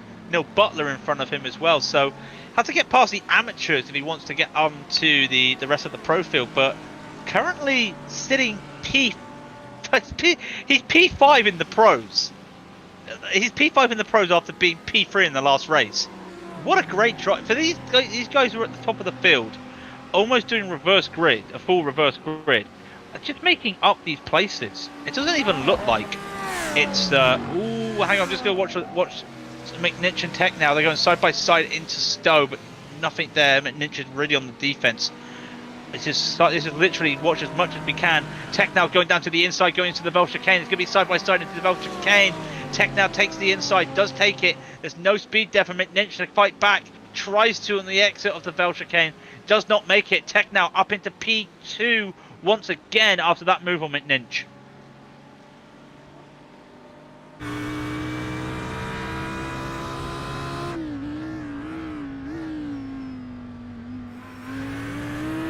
On watching this battle right now. Can Mitnic make a move into Village? He cannot, and almost he has to tweak the car, otherwise he was going to be hitting that sausage curb. He's going to lose some time here. Mitnic may be losing the slipstream shortly, or the gap is 0.5 of a second. He's okay, 0.6 of a second. If this was F1 cars, he'd be down the DRS right now on the Wellington Straight.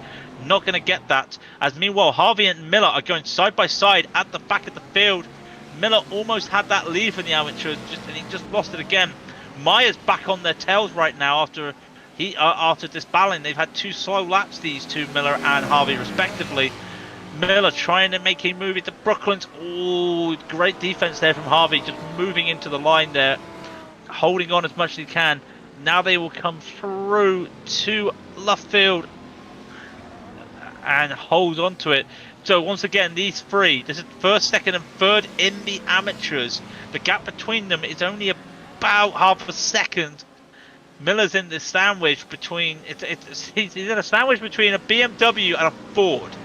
I mean, you only get that every so often nowadays, so it's not exactly where he wants to be. He would love to get this win in the amateurs, but it's struggling. Coming through Maggott and Beckett. The dirty air must be hard right now as he has to hit the brake early. Comes down to Beckett, gets a better line of Beckett into the Chapel Cove. He's got a good run there, a little bit of a blot there from Harvey, but he will have to run. Probably a little bit of grass coming down Chapel there, might have just slowed him down as now in the slipstream, unable to make a move. Harvey takes the outside line. Will Miller go for a move? He is too far back to do anything. Reset. There's still some time left on this lap because they come out of Stowe down into the Bell chicane. Will he make a move? He just cannot make it. On the final lap. Oh, by the way, just to let everybody know, because my PC is now getting very unstable, we won't be taking interviews at the end of the race. Sorry. But yeah, it's just I think the heat's getting to it at the moment. It's hot. It's hot in my room. The last lap. These amateur drivers are going to be battling and battling. I think May is just going to be sitting back. He's there thinking, yeah, I got a podium. I'll just hold on. What could go wrong? Just let them do their thing. The RSR, the RSR Midland Sim Racing, MSR, sorry, Midland Sim Racing. I don't know my alphabet. MSR. Well, Andrew Miller, MSR, trying to catch on to the twisted racing of Harry Harvey. It's not going to do it here. Oh, Harvey with a little bit of a... I can never tell with these BMWs if it's a little bit of a slide job there. With such the weird wheel arch at the back of that car. But Miller does get the better line. But can he make a move going down to Stowe? Cops, I mean. He won't be able to. Maya, I think, is just waiting. He's just waiting. Meanwhile, at the front, it's been Mount Stump for a lot of the race. Tech now just does not have the time left. They're going down to the hangar straight right now, so we'll keep an eye on when they cross the line. Meanwhile, Miller and Harvey are still at it. Matsky, by the way, doing very well to recover from the incident that he was involved in at what lap was it? I can't even remember what lap it was on. But here we have Harry Harvey and Andrew Miller fighting it off. Harry Harvey taking the inside line, coming up towards Stowe. He doesn't make it. He's probably going. Oh, he does. Very well executed over and under.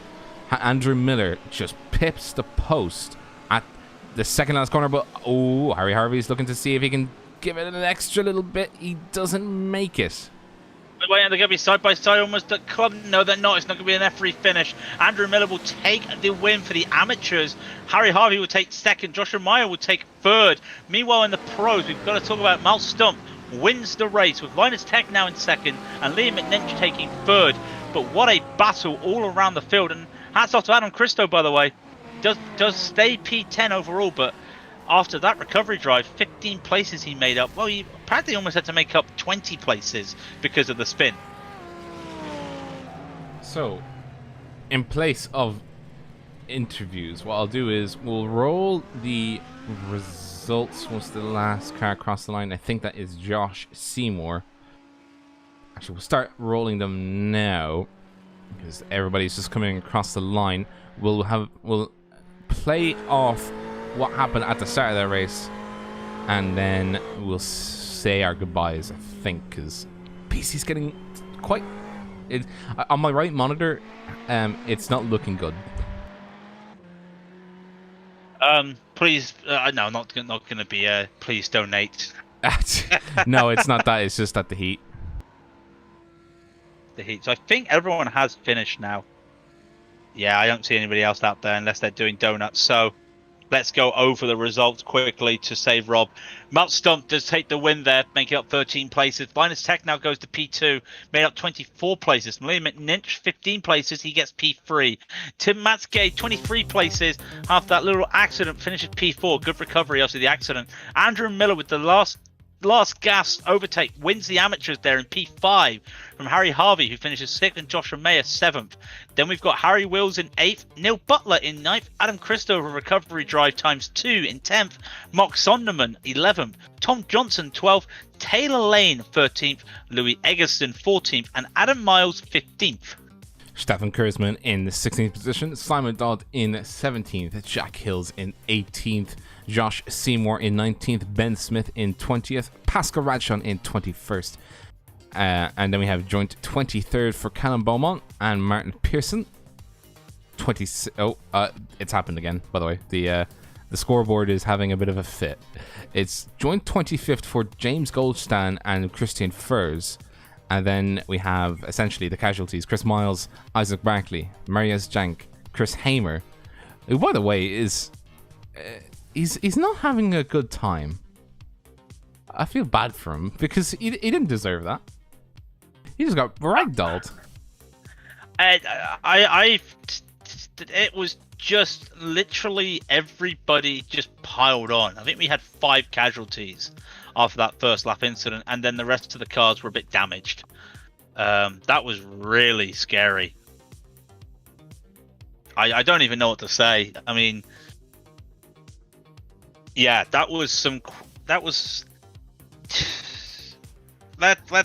call a spade and say the reverse grid's been causing a lot of chaos. Let's be brutally honest. I'm not really sure how else we can paint it. It's the nature of racing, but as I always say, racing is like dancing. It takes 2 to tango, and a lot of these accidents are being caused because one person is just putting his foot in the wrong position when they're going for the turn, for the pivot, and to raise their partner up for the spin and the next move. It's just not happening at the moment. let's have a look at the start of this race. As you can see, Chris Miles, I'm going to slow it down to 2x or 4x or 1/4. He just gets into contact with Christian Furs, hits the wall. I think he was just very unlucky, and then utter chaos ensues. Look at this. He goes over twice while everyone else is crushing. Did he go over a third time? Yeah, he did. He goes over a third time. Fourth time. He's on his roof. It was another car. That was Marius Yankee. That's another 360. Thrown out. The car on its back wheels. Oh, that was Pascal Raidillon going to the back of his teammate Iglesias, or vice versa, which I saw. And is he still rolling? He is still rolling. Now, am I right in thinking Andrew Miller was the one that had the massive barrel rolls at Watkins Glen? Or was that Neil Butler? It might have been Neil Butler. Yeah. It was Neil Butler. Neil Butler got sent to the sky. Oh no, I'm confusing Neil Butler when he was at Catalonia. I got sent to the sky. Oh yeah, he flew off the Raidillon TV car. That was Neil. Sorry, yes. But yeah. Look at this poor car. It's a poor car. It's a poor accident by everybody. If we had time, we would get some Enya up, but we don't. But yeah, I think let's call our driver of the day. How about that? Overall, for the whole of the few races, it's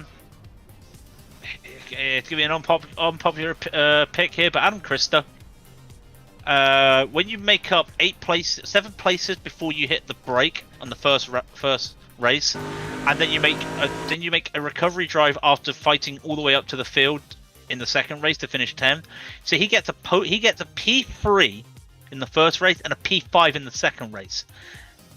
And that is pretty good going, being the positions he had to make up in both races. So he's my driver of the day. Yeah, I'll go with that. Yeah, we do sound drained. We're hot and bothered in our rooms. My PC is actually about to explode, I think. So I think.